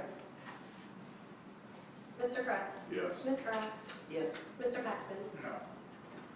I'll make a motion to approve the following purchase request, 06588 to Motorola Solutions for fire station alerting maintenance for 2016 in the amount of $30,312.96, and authorize the township administrator to sign for the board. Second. Mr. Kretz? Yes. Ms. Graf? Yes. Mr. Paxton? I make a motion to approve the following purchase request, 06589 to Motorola Solutions for fire station alerting maintenance for 2017 in the amount of $31,235.88, and to authorize the township administrator to sign for the board. Second. Mr. Kretz? Yes. Ms. Graf? Yes. Mr. Paxton? I make a motion to approve the following purchase request, 06590 to Motorola Solutions for fire station alerting maintenance for 2018 in the amount of $32,172.96, and to authorize the township administrator to sign for the board. Second. Mr. Kretz? Yes. Ms. Graf? Mr. Yes. Paxton? Okay, thank you. And we will go back to our. Thank you. Go back to regular order. I You still apologize for have, giving you you 20 have one questions. more on here? Yes, this one does not involve Motorola, so if you Okay, want that's to. all right. I just didn't want to keep them any longer. It's been a long afternoon for you here. You've been here 3 hours, so. Thank you. Mr. Paxton's concerns are legitimate, and I understand his concerns, but I appreciate your, Being accountable to you is what we do, so thank you. thank you. Thanks for coming. Thank you, sir. You want to go over? Mr. Parks wanted me to just finish if that's all right with you. Not a problem. I think he figured we were on the roll, so. If it's all right with the board, we'll just go back to the number one item that we had under our agenda, and that is the Station 61 community room usage. Michelle Grosjean did a fair bit of research with areas, local jurisdictions and groups that had community rooms similar to ours, and then based off of that, drafted up a usage policy that kind of mirrors in the best items from those areas. I think it drew strongly from the Greene County Library. The city actually doesn't really allow their room to be used at all. I guess there are a few minor things that happen in there, but generally that's not open for use. So kind of on that broad spectrum, we're closer to what the library is doing with their space. So she, like I said, she prepared the draft policy for the board's review. If you have any comments you'd like to get back, we can tweak that and then get ready to put it into a format that can be adopted for its official use. It's very extensive. Did anyone have any questions on any of these? Yeah, I had a couple. On number 4, policy on I age. don't have it with me, so I'm gonna have to write notes. Just a question. It says Beavercreek Township does endorse the right of those individuals or groups to express their views, so long as they abide by the policies and rules governing the use of the meeting room. I'm not sure what that means. I can see anything I want as long as it doesn't say I'm going to set a fire here in the building, or, I'm not, I'm not sure what it means. I think whatever group, way I take it is whatever group meets down there, whatever it is, political wise or religion wise, whatever it is, we don't necessarily. They can say what they want, but it says, that's I can find no problem, but it says, so long as they abide by the policies and rules governing the use of the meeting room. Now, if you have views, What are the policies? what are the policies that affect those views? It just seems to me, it's a little conflict. I have no problem with freedom of speech, you can express yourself. It's not the views of the township, they're your views, we don't endorse views or not. So I'm not sure that. It means the people using the room need to abide by the rules. Yeah. Not their views, but how they act. They're not allowed to throw names. That's the way it sounds to me is, yeah, you couldn't go in and spray paint your views on the wall. And I think it needs to be Behavior. separate. You can express your views verbally. Well, yeah, as far as, can you be outside that room expressing your view on public property? So far as I read this, it would be strictly for the interior. I think everything else would be a whole different sort of issue. Why did you choose the word endorse over respect? I did not choose it. My guess is that Michelle probably read it in one of the other ones as she was borrowing language. But we can certainly change that too. If that's They better. mean two different things. Yeah. And endorse can carry liability. Respect is a little more passive. Then it went down to D. It's just a question. Yeah, I agree. And 17. The group agrees to pay, and I like this one, for any damages to the meeting and or training room and or township property, and also agrees to pay replacement costs for any missing items. In addition, the undersigned individual agrees to pay $70 per hour for cleanup if the meeting and or training room and or township property is left in unsatisfactory condition. I think that's excellent. We are not asking for any deposit or anything. We have not, I don't believe that's part of this policy either. I was just wondering if that's something we should consider. It looks like someone who is reserving the room has to come in and sign something, so they have to come in physically to do the reservation. I saw the reservation form at the end here, yeah, right afterwards. So they can call it if they fill out that reservation form once, can't they? Yeah, and we have a lot of our repeating guests. That's what's They can do it 2 at a time, and after they've done one, I guess they can then do another one, just as long as they have no more than 2 reservations Yeah, on but those. I think after the first, it can be done by phone.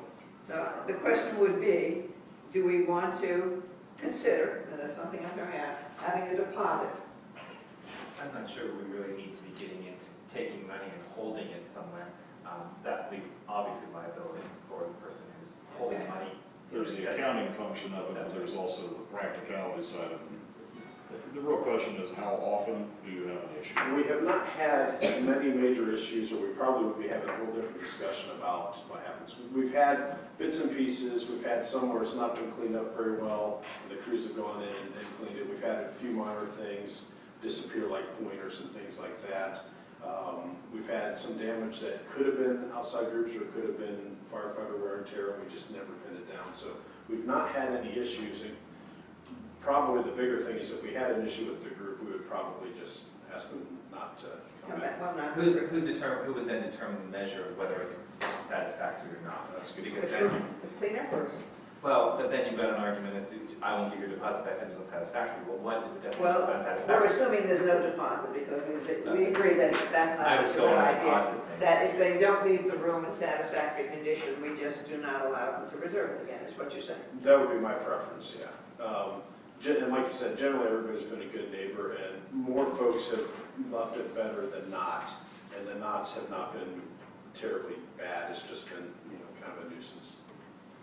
And one more, F, occupancy. The trustees meeting room, you can put in 130 with chairs. And I want to see where we're putting 130 chairs in here.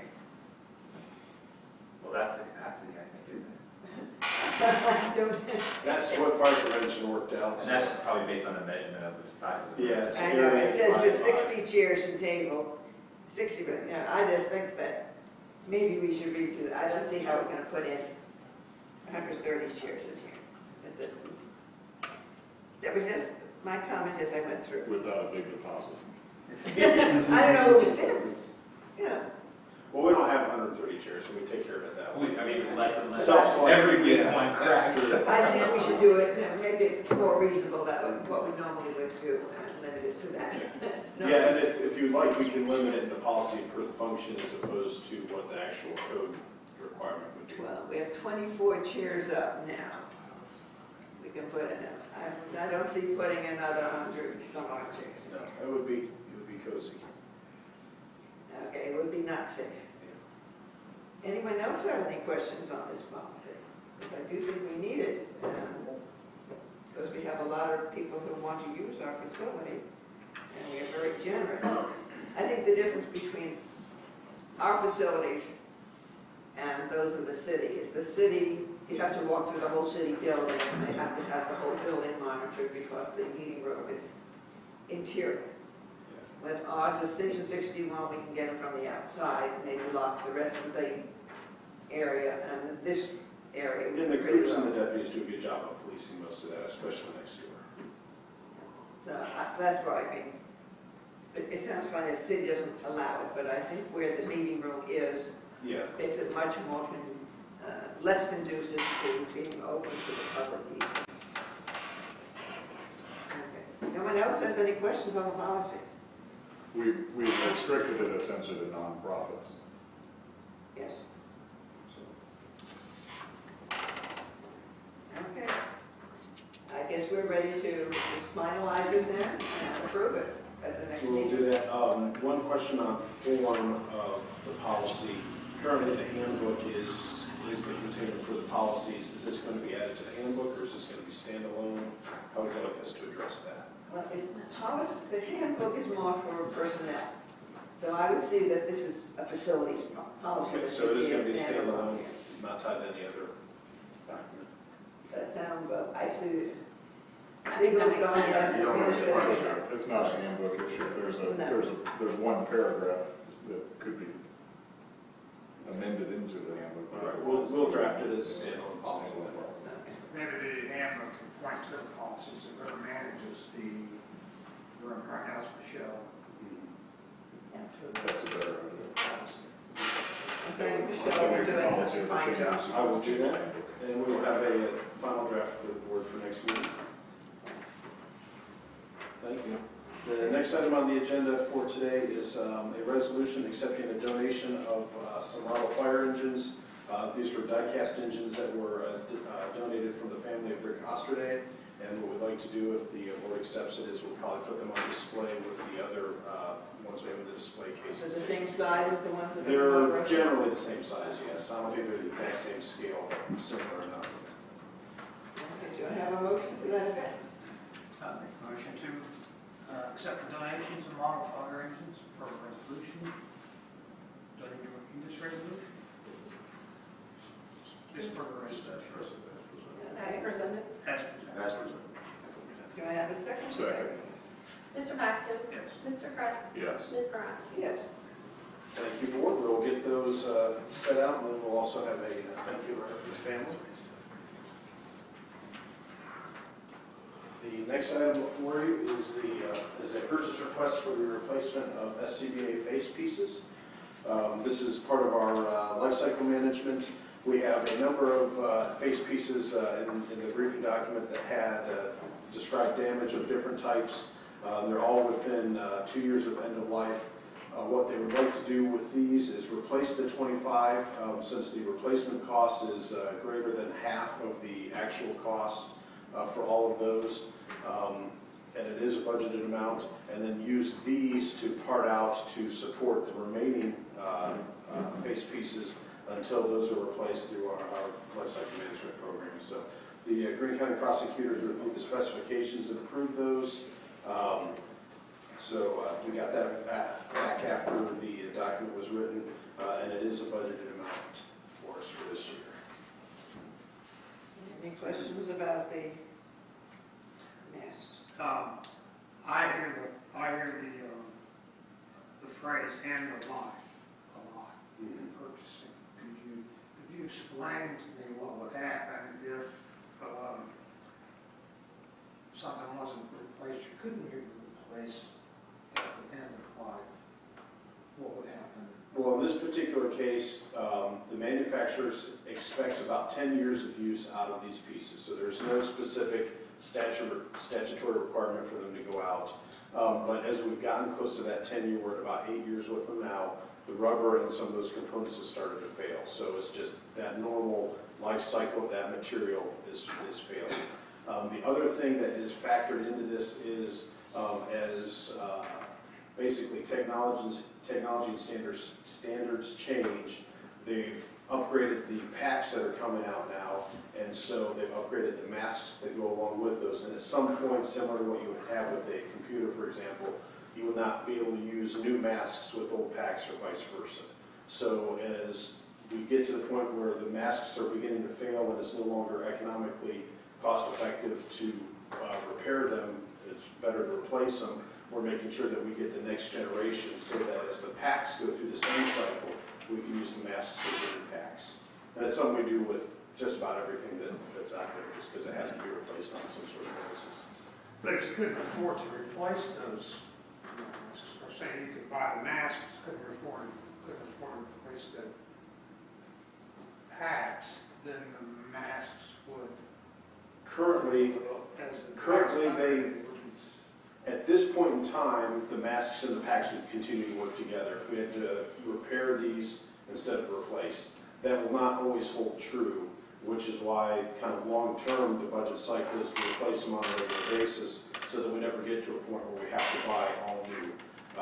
With the SCBA, if you recall, that was a purchase, I want to say it was in 2005, is that sound right? When we got the grant, so 2005 versus 2006, we got a FEMA grant to replace all the packs, so they all went back to a zero baseline. What we're trying to do is, instead of having to replace all of them again at some future date, begin to cycle those through and replace a small number each year, so that we always have some that are new, some that are old, and then we don't end up having that kind of cliff that you just described, where this piece won't work with that part.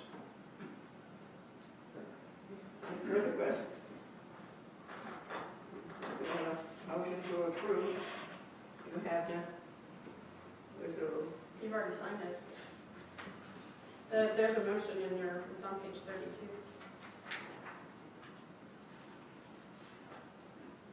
Yeah, there should be a motion for, it's on the top of the following page. Okay, top of page 32.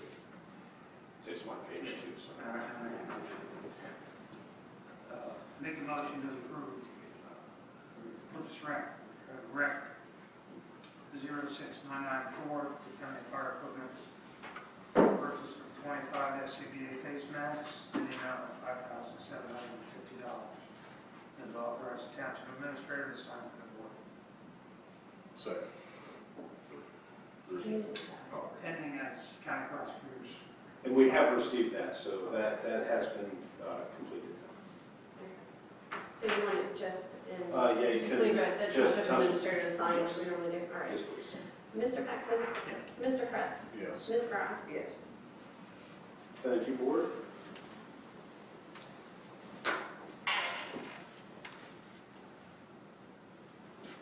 The next item is one of those interesting projects where none of the components are large enough to individually warrant trustee approval, but the project as a whole is, so we have the project here before you. What we're looking to do is utilize the fire station alerting system that we talked about earlier to replace the monitoring service that is required for our fire alarm systems in the station. So 3 of the 4 stations, when they were built, were required to have monitored fire alarm systems in them. Station 3 was built at a time when it was not required. Stations 2, 4, and 1 all do have them. Instead of paying a separate central service system to monitor those and pay for the cost of the phone lines for that connection, it's 2 dedicated phone lines. What we'd like to do is convert the panels to utilize the station alerting so that our central dispatch, our dispatch center, Beavercreek Police, can monitor those for us. So if a fire alarm went off, if a trouble or supervisor signal from the alarm panels went off, it will be picked up at dispatch. She can notify the on-duty crews if necessary. And then we would actually be adding that feature to Station 63, which is not currently monitored. So we would get the additional advantage of having that monitored. The calculations we have is that in about 16 months, the savings pay for the work to be completed, and then it would obviously be savings after that from our current expenditures. So to Mr. Paxton's point before, and to my point, is there is no recurring cost or maintenance once we do this? That's eliminated, or will dispatch tack on additional fee? This is leveraging existing resources that are already in place. Dispatch already dispatches calls for service when she receives them from our central monitoring company, so this actually removes a step, increasing our response time to our alarms. Okay, so we're just eliminating the bridge. Is there a maintenance to any of this stuff that we are buying? Other than what's covered in the fire alarm, the conversation we just had about the fire alarm. Okay, that's already, Load station that loading. maintains all of this? Correct. Not approving this project would not decrease that cost. This is maintaining pieces that were already in that system, and we're going to be there as part of that package. And the recoupment is, you projected 16 months? 16 months, if I remember correctly. I don't have that right in front of me, but I think it was 16, And 15 and a half. And that's of the total of these? Of all 4 line items. So then what does that represent in an annual savings? I don't recall. I can do the I math. have I didn't know, document. I can do the math, I didn't know if you had the number. I did not do it before I came here. 6 phone line costs between 2 different vendors, and the central station monitoring costs are Rankin and Hauser. I had to look at the numbers where I put it. The total of this is 5,639 of these four. And so we're saying over 16 months. So if I divide that by 16 and then multiply by 12, then annual savings. You should have Yes, sir. pretty close to this. So at that point, we will save roughly $4,200 a year. Yes. And, Sounds about right for the phone lines. from there forward, until they come out with something newer and better. Yes. Which should be right about the next Should day. be right about 17 months. Yes, probably. Okay. Okay. So So, any questions on these? that's a pleasant process to walk through. We just did. When we're saving money for a change, yes. So, Okay, so I have motions on each one. I don't know if Mr. Paxton has a question. I asked, it didn't seem to indicate yet.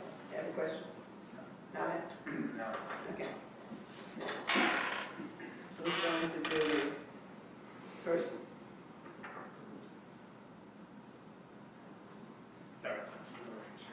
Make a motion to approve the following. Request 06583, COPP.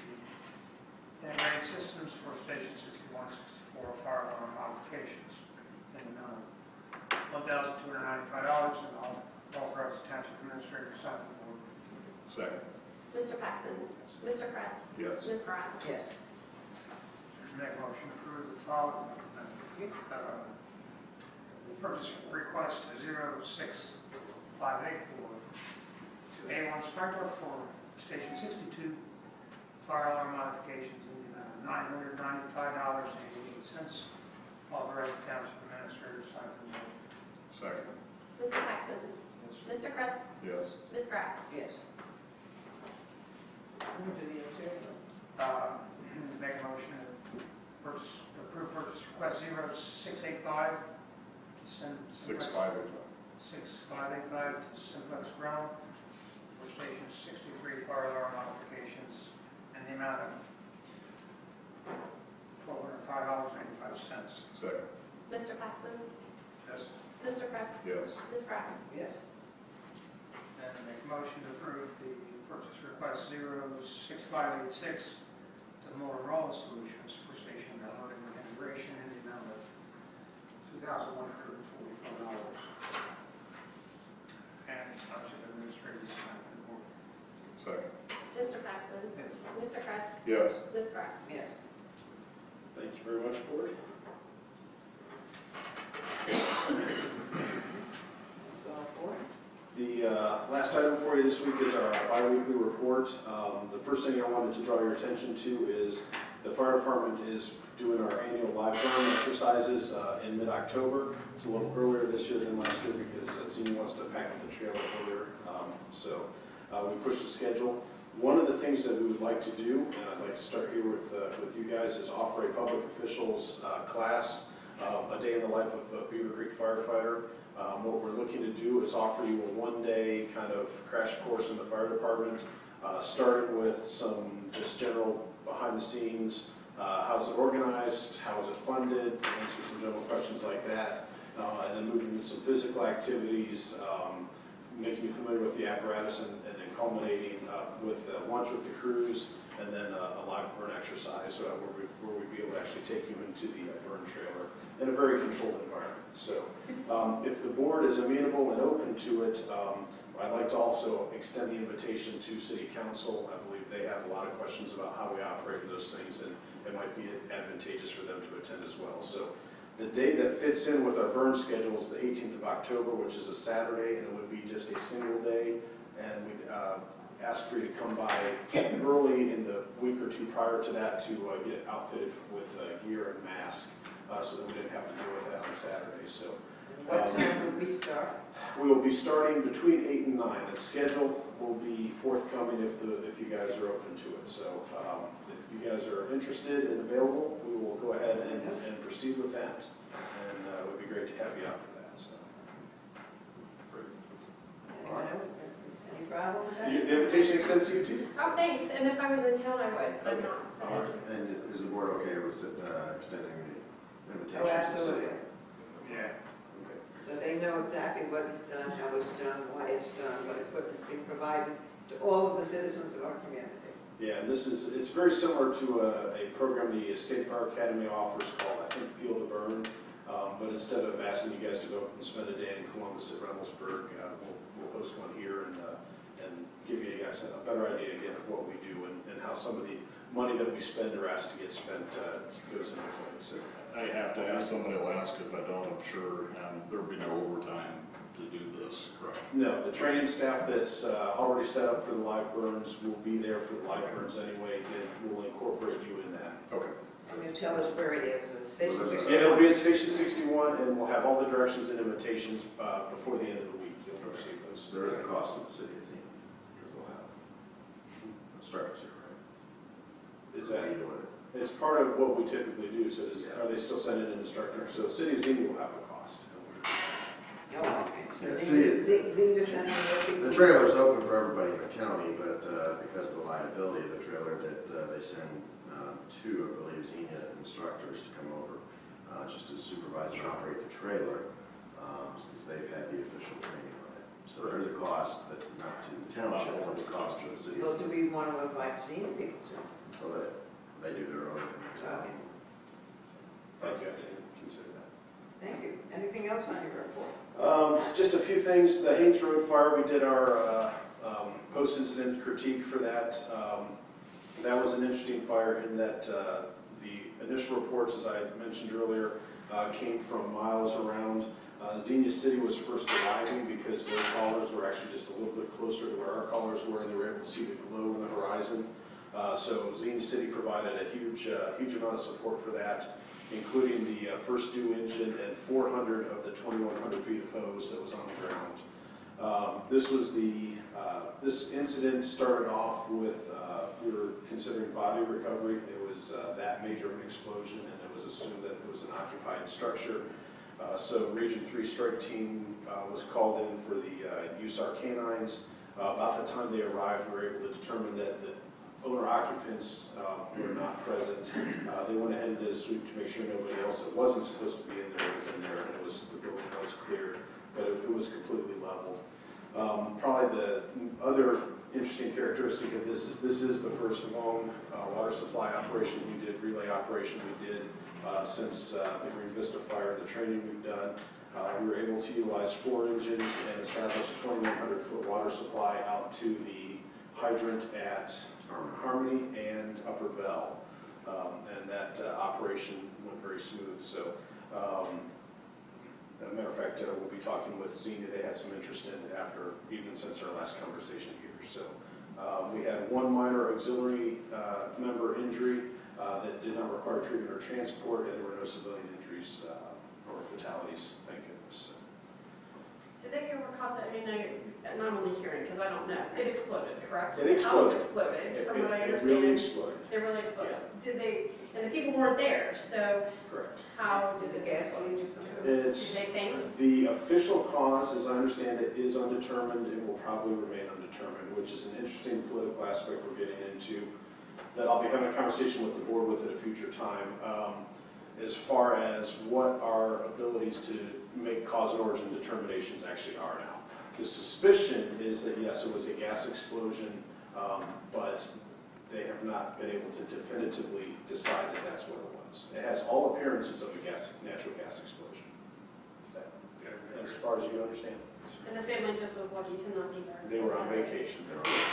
Now, the way natural gas tends to work, especially if there's a slow leak, the fact that they weren't there may have been what facilitated the explosion also, because if the house was closed up and they didn't have the normal air changes of people being in and out that would normally have ventilated it to keep it below an explosive level, that could have actually been what caused it to go. But either way, you don't want to be in a house with a gas leak. That's bad. So I don't know.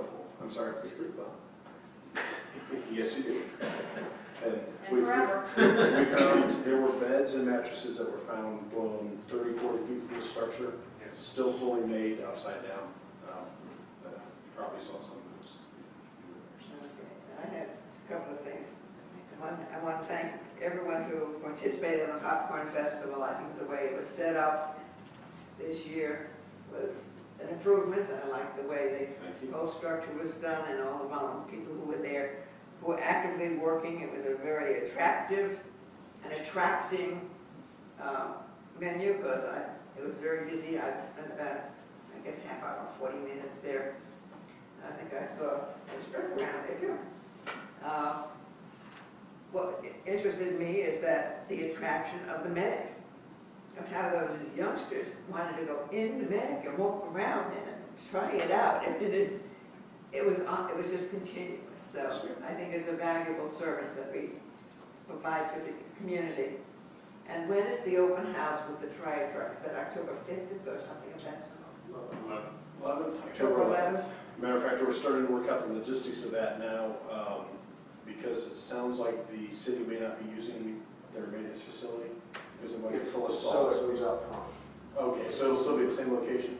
Yeah, they're gonna have Tri Truck, but along the side they're storing some salt, but they'll still have Tri Truck. Yeah, so, and then the only other thing is obviously the building that sits between us, the old Neo limits, is now under new ownership, and so I don't know what its status will be, so we don't have quite the same pass-through capability as years past. Will anyone speak to the owners of it, Heidi, and ask if people can park there on Saturday during this Tri Truck?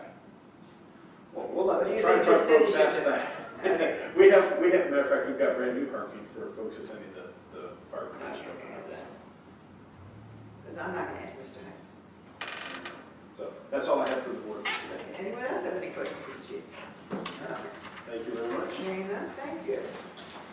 Okay. I can't even remember what your report is. I thank you for your pictures. The pictures that you have of the logs. Yes, the first thing I have on the agenda is I've been approached by Parks and Trails. They're redoing a cabin at Indian Mountain Reserve. And they found out that we had some old logs that we had taken from the Pershing property and some old, I'll call it scrap lumber, because it's all rough cut, crooked. And they are very interested to see if the trustees would be willing to donate that to their project. We've probably had this stuff for 15 years. Why we kept it, I'm not real sure. Just in case. Well, I think it's just in case a project like this would ever come along. So before you should have a resolution. How many logs they want? As I understood, it's like 3. Actually, they're willing to take all, like 10 or 11. I think there's 10 down there. Yeah, okay. They're willing to take all the scrap that's down there because they have uses for it, where right now it's just taking up space in the bottom of the barn. And all the logs too? All the logs also. Okay, I know what the purpose was. When we took it down, was we have log cabins over on White Park, and there's no point in throwing some of these logs away because they are original log house. Yes. And just in case the community would need it, why throw them onto a trash pile? Actually, they've been buried. Well, they would go into the landfill. So in this case, I think it's personally, I was the one who sicked them on you because they asked me about it, because I had mentioned it at a meeting that we had at the park. Whatever, when we talk about various grants. They've been trying to get this cabin built, I would say, for the past 4 years that I know of. And they reduced it to nothing, and then they had to use these logs to do it. So I personally think it's a good community activity to make something constructive out of what we're just storing for this kind of purpose. As far as removing them, transporting them, They- offloading them? They're going to take care of all that. All we have to do is open the barn. And do we have any risk or liability if they were to get hurt or damage anything in the process? Well, Is there a simple waiver? I don't know if we have people normally sign something if they come to remove something like that. Obviously, somebody has to lift these or use a forklift or something. We don't have a waiver, I mean, Okay, I'm just asking. We could do one, I mean, it would depend on the nature of how they got hurt. If they got hurt, we would be immune if they got hurt because, well, potentially. If it was because of some defect in the property itself, say we had something that they tripped over that we should have, then we would be exposed to potential liability. If it has to do with just generally parks and recreation, not necessarily, and it's just going to depend on the nature of the injury. I mean, we can put together some kind of simple waiver, although I don't know that it would completely protect The us. nation is as is, pick up, and finish yours.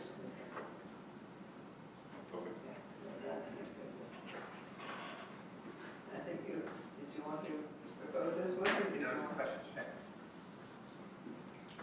If you're in favor. In favor? Donate the log cabin deeds. Resolution, by resolution, whereas Beavercreek, Board of Trustees, Beavercreek Township, Green County, Ohio, move for approval of the following. Whereas according to section 505.10, the Ohio Revised Code, the trustees of Beavercreek Township maintain property to be obsolete or unfit for the use which it was acquired, and whereas the Board of Trustees of Beavercreek Township, Green County, State of Ohio, find 10 logs and rough cut lumber from a demolished Cushing house not needed for public use, and declares the property obsolete or unfit for use which it was acquired. And whereas the Board of Trustees wishes to donate the above materials to the Grant County Parks and Trails. Second. Second. Mr. Paxton. Yes. Mr. Kreis. Yes. Ms. Grant. Yes. and I can tell you from the Parks and Trails, they greatly appreciate the donation. Great. And along with they've got a group, and if you've ever seen people that do this kind of work, the one guy came out, stood at the doorway, and says, well, that bog's poplar, that one's this one's this. I mean, just by standing, looking across the room. So, I'm sure they'll be greatly, when I call them tomorrow, but Yes, they're pleased that they can complete the project that they have been raising money for a long time. the second thing I have on the agenda is the refinishing of floors at 63 and 61. I brought this forward to do a urethane finish several months ago, and was asked to go find a similar quote since it was so high. To date, I can't find anybody giving a similar quote. Everybody that we went out to have quoted says, you probably shouldn't do the hard floor finish. So we're going to investigate that a little more. But to get the floors cleaned up and sealed before winter, we tried to get a couple quotes. We only got one back. And one of the things I think Mr. Kretz asked for was a square footage. He would not quote a square footage even though we asked him numerous times. So before you, I have a proposal to redo the floors for 61 and 60, Station 63, in the above laid out areas in the quote, in the amount of $6,120.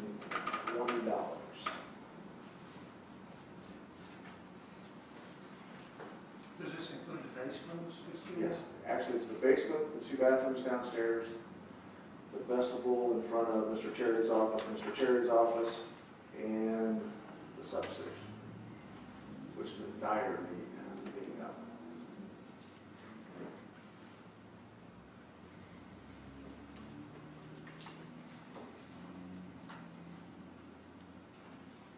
I'll make a motion to approve purchase request 00325 to Ewing Floor Maintenance Service for the refinishing of the tile floors at Station 61 and 63 in the amount of $6,120 and authorize the township administrator to sign for the board. Mr. Kreis. Yes. Mr. Paxton. Ms. Grant. Yes. And the last thing before you come by the report, in the packet, I gave you some pictures of a vehicle that The maintenance staff has found as a replacement for the bucket truck. It's kind of out of the parameters set by the board. It's only looking at the $2,500 range. By the look, 25,000, I'm sorry. It is actually under budget. What we budgeted for was 30,000. But by the looks of the pictures, it looks to be a very nice, very clean vehicle. It is still available. Before I move any forward, before I send somebody down to do any more investigating on this project, I was going to see if it would be amicable with the board.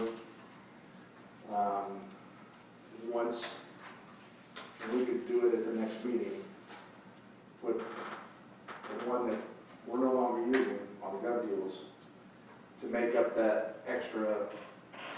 We're going to estimate between $2,000 and $5,000 to be able to get.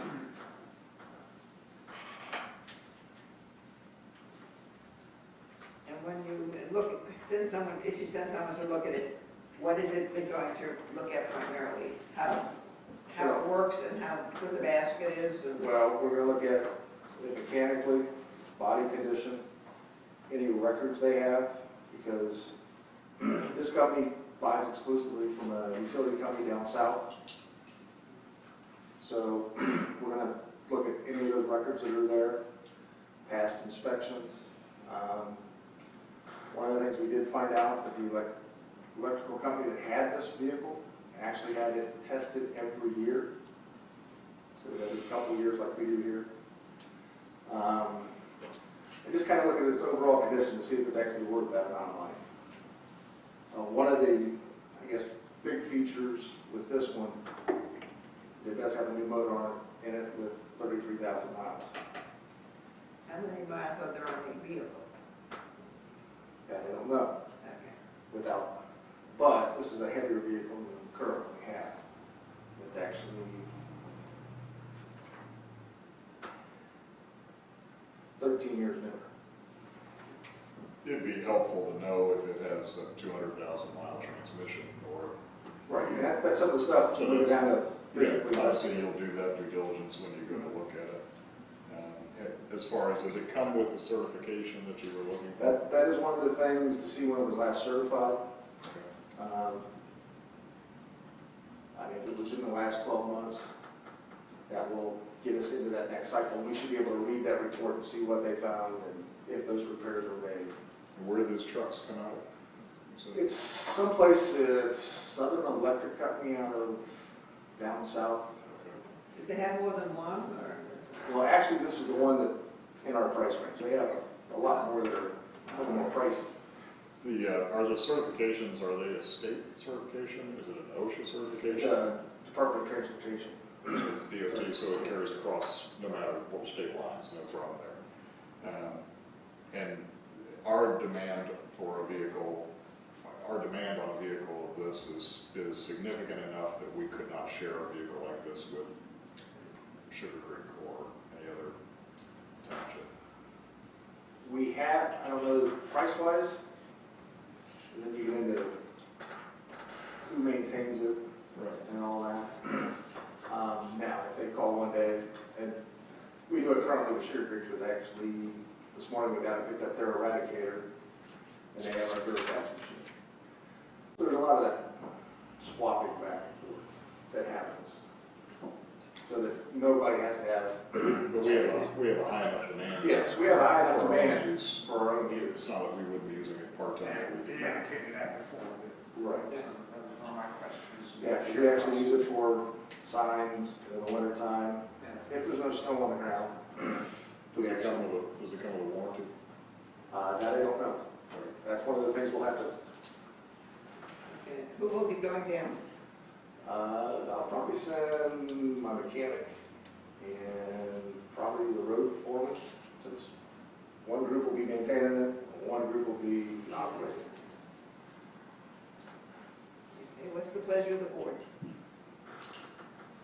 I don't think you're asking to buy it yet. Yeah. No. I would like to be able to go down and look at it and hopefully bring back something at the next meeting. If it's satisfactory, would it be reasonable to buy it? So, otherwise, if it's not going to be something that we wanted to buy, there's no point in sending it down. But in the meantime, the one we have is not usable. Right, that is So why correct. not at least put it up there and find I'll out? bring that to the next meeting. It just didn't, Should we direct Mr. Parks to send his persons down to visually investigate what this vehicle is like? We're just going Google first. I think it's just looking into. okay. Well, then I It will, obviously has a history and it's got to do engine for some reason. and that's some of the stuff we want to find out. Yeah, if you could get the history on it, if it's a public sector, might have a better history than the private sector, but well, sometimes you get in the power company, they get pretty good maintenance records on their stuff. They should have some fairly decent maintenance records, or they should be able to put us in contact with who they got it from, and we can follow up from there. Okay, so you have our approval to go ahead and look. Okay, thank you very much. I will try to get that maybe this week. Then I have my bi-weekly report. Anybody has any questions? Looks like you can keep you busy. Anybody have any comments?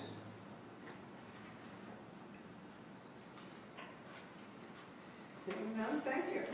Thank you. Okay, at this point, legal advisors? At this time. Okay, and trustees, anyone have anything?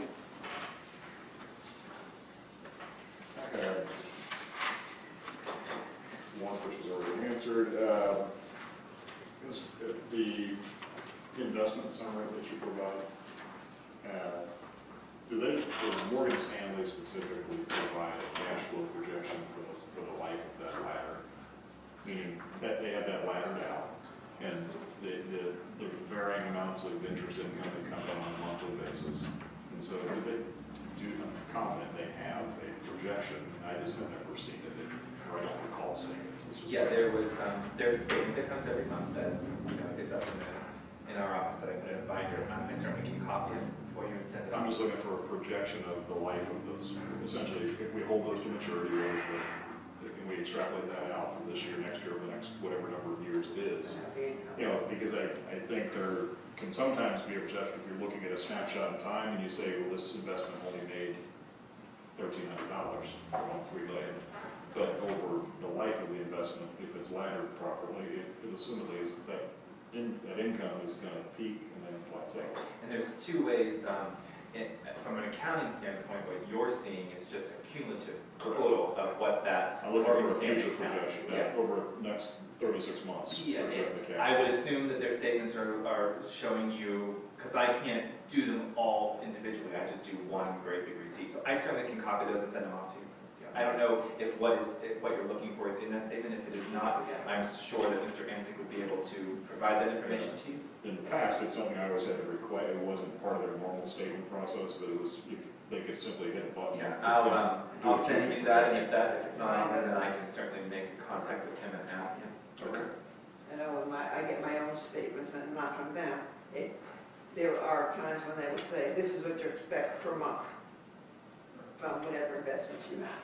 I know, sure. They I don't give know. you an annual projection. Right, okay. Okay. But you understand, I think, what I'm looking for. As far as just going through your reports, I didn't, Mr. Brunner or even Ms. Aaron, I didn't see anything that looked like a red flag as far as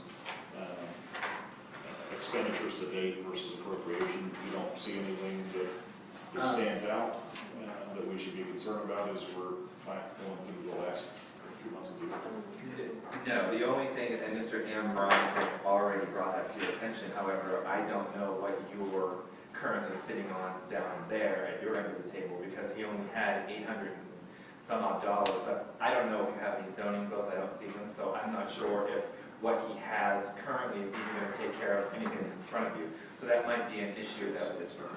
Okay, so, and I haven't seen them, so I don't know. So that is probably, yes, that's an issue that's probably going to hold those bills off even longer, because I won't be able to pay them, because he doesn't have any money. It's worth mentioning too, I forgot to mention that some of the costs will be recovered when I invoice the Valley Springs Farm per our agreement with them.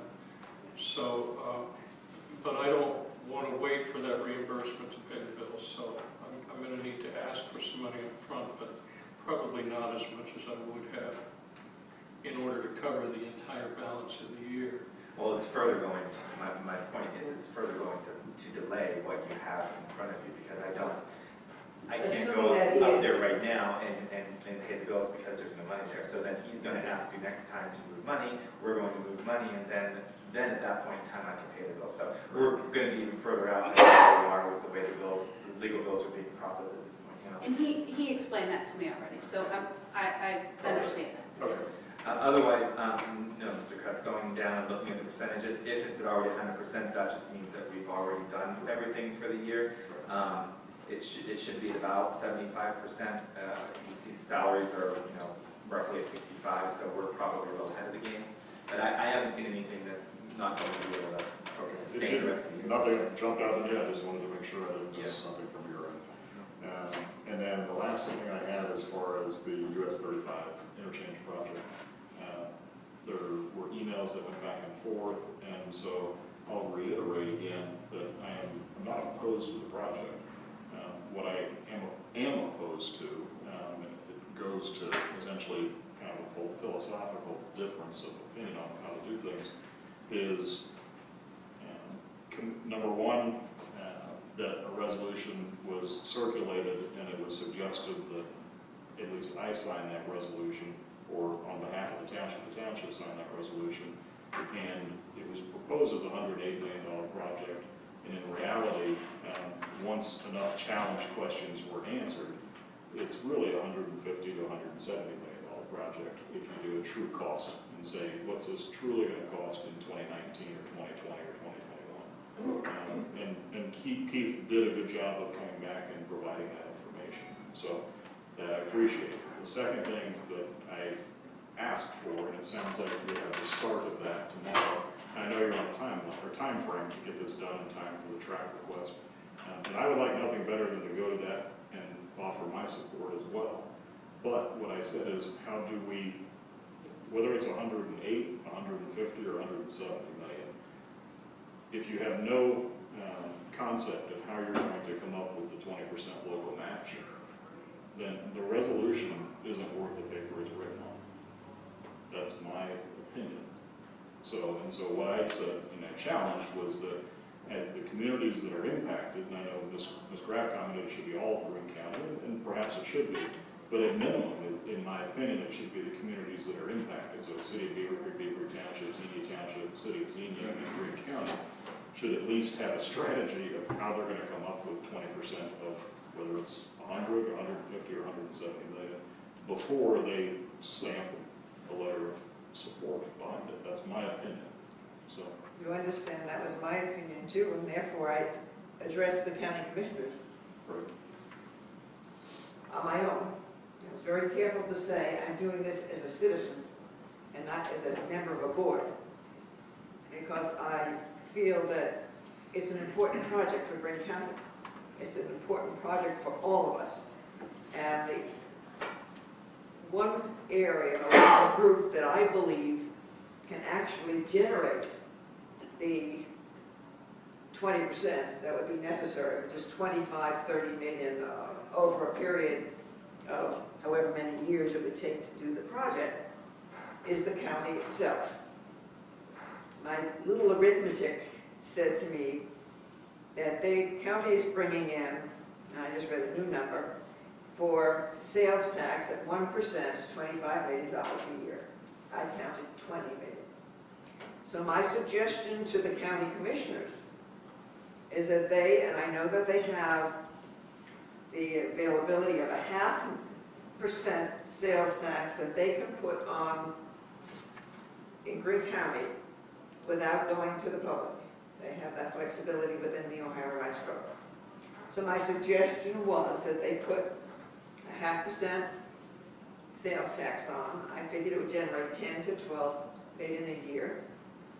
I felt that it all shouldn't go to 35 projects, because I've spoken to some other people around the county, and I suggested that they put half of that, or whatever percentage, into the 35 project amount, set it aside for the match that would eventually come up, and half to be distributed among the jurisdictions in Greene County with the same formula that they're using, or that they are using for the local government fund distribution. I figured that would spread it out, we'd all benefit a little bit. I didn't know what the county would even consider it. But if no one brings it up and no one starts pushing, nothing was happening. Everyone was sitting still waiting for someone else to do it. Within one day, I got a response from Mr. Kugler.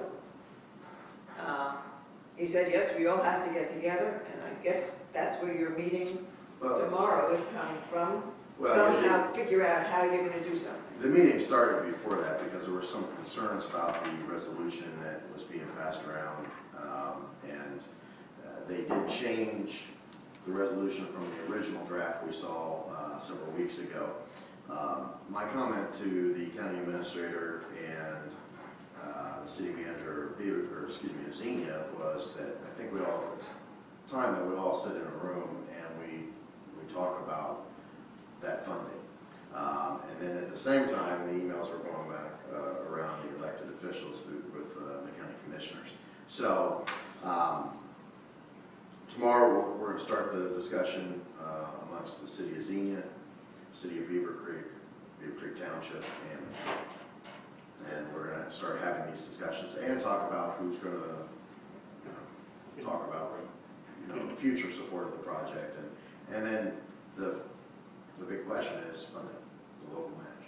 And I understand the politics behind it. I don't care for it, but I understand it.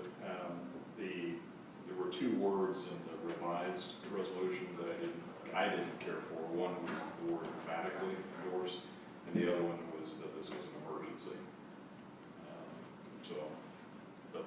But otherwise, everything else in the resolution was logical.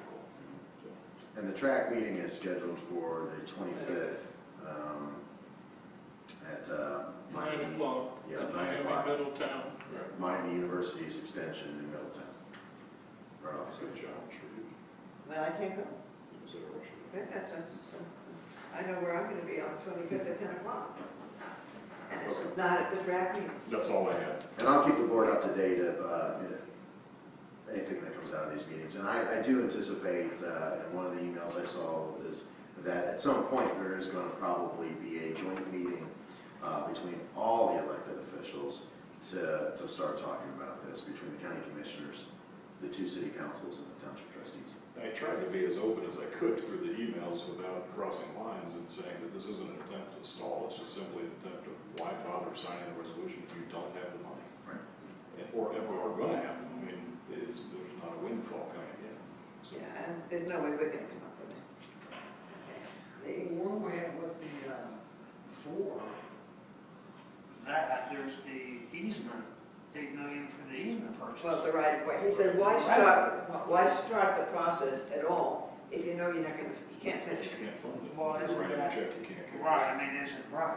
And that's the first phase that we have to look at, is because that's the next phase of the process. And that what the push was, is to get that commitment. For the 2 million. Right. And that's 8 million or something, wasn't it? The 8 million for the total, our share would be 20%. But again, the 8 million is in today's dollars, not. Well, they could, if the track gave their share, then that would start immediately. So that would be in current dollars. They could start acquiring the right of way. But as you're saying, if we start and we buy the right of way, it's with the understanding that we're going to go and complete the whole project. And you want to be assured that we'll be able to fund the whole project before we start the first piece. Otherwise, you're taking $2 million of taxpayer dollars and bought land that you can't do anything with. And that seems to be the bottle down of Yeah, that makes sense. Because yeah, it's not so. I just wanted to stop pushing. Yeah, at least you had a suggestion, so whether it's. They don't like it, that's or fine. not, but it's something. At the trustee association meeting last week, Mr.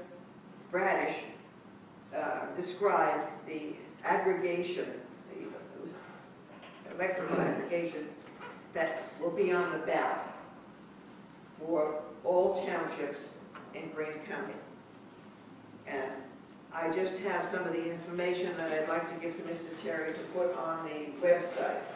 So the people in our township, if they want to look and see where the information that was given to us, what it is. So I just want to share this with you. I don't need it, I can't vote it. It's only for unincorporated. What? It's only for unincorporated. It's only for the unincorporated jurisdictions in Green County. They're the only ones who get to vote on it. And it's an opt-out. And it's about that. So that information describes that, and it doesn't do any good sitting on my kitchen table, so this way it gets out to all of you. Mr. Paxton, is there any update as far as Green County regional planning, if that's going to continue, if there's a fee structure that's been? Well, I asked that at the last meeting and nothing really came out. I think they're still discussing that. I think Mr. Anderson might have presented something, but nothing has really come out of commissioners yet as to what that's going to be. So that's another day, I guess. The next order of business, did you have anything you wanted to do? No. Next order of business is fiscal office has voted to us a resolution accepting the amounts and rates. If we want our levies to be collected, we have to approve it. It appears that the Green County Budget Commission will not be doing budget hearings this year, since they sent us the amounts and rates to approve. So I'm assuming that everything that I submitted to the budget, they had no questions for, because I was never given any questions. So I think we got off pretty lucky this year. So I think we're just going to go ahead and accept them, and then. I'm surprised that we didn't have to. No, Usually it's, the library didn't have to go this year. usually it's in August, and Right. The schools didn't have to do it either. So I think Mr. Graham found himself a little bit too busy with doing all the reassessments of property values this year, and he probably just didn't have the time. So in the packet, there is a motion to accept the amounts and rates, and I just need the board to pass that so I can turn it. Do we have such a motion? Move to accept the amounts and rates as determined by the Green County Budget Commission. We authorize the necessary tax levies and certified in to Green County Auditor. Second. Mr. Paxton. Mr. Betts. Yes. Ms. Kraft. Yes. And last but not least, legal invoices. Well, can I say something before you do that? I don't know, you accept the money they sent? Yeah, if you're going to approve those legal invoices, then we already know that you're going to approve bills to be paid out of a line item that doesn't have any money. So I don't know how you want to proceed with the zoning. Do you want to pull the zoning, or? we can.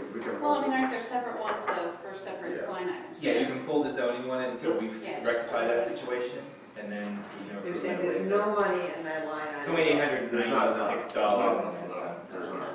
There's probably two zoning ones as well, so you could pull them both. That's I don't know. Road. Still want to do something. Road. We can have debate whatever it The is. easements. Ooh, that's there, that's park.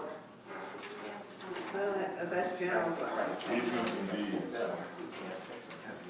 The cemetery, that's just a road. It doesn't make any difference as long as it's coming out of general.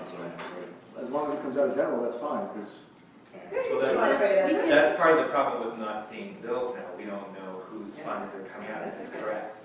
I don't know. If someone doesn't tell me, I often have to assume by who I get it from, but that's the fund it's coming from. So you'll know parks goes to the Just for you. general. Well, if you like, we can go ahead and we can correct that. That's not a problem. You can put that on the side and I can get a new corrected bill issue. Okay, so by that time I'll have money in both accounts. Okay. So, make a motion to approve the September 5, 2014 invoice from Newhouse Proctor, Coleman and Hogan for services rendered through August 31st in the amount of $66. Mr. Press. Yes. Mr. Paxton. Ms. Kraft. Yes. I'll make a motion to approve the invoice from Taft, Stettinius, and Hollister.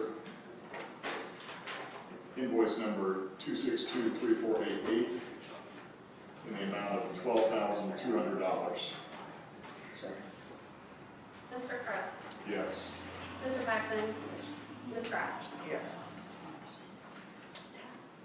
I make a motion to approve invoice from Surrey, Dowd and Turner dated September 1st, invoice number 67234, in the amount of $171. Second. Mr. Kratz? Yes. Mr. Paxton? And Mr. Rock? Yes. Make a motion to approve the invoice dated September 1st from Surtick, Dowd and Turner, invoice number 67235, in the amount of $1,691.69. Second. Mr. Kratz? Yes. Mr. Paxton? Ms. Rock? Yes.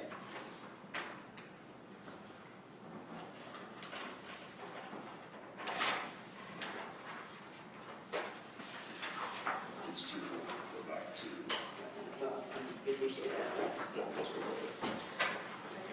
Is there anything else to come before the board? Seeing as it's been a lengthy meeting, I will entertain a motion to adjourn at 5 o'clock. second. Mr. Paxton? Mr. Kratz? Yes. Ms. Rock? Thank you, everybody, for your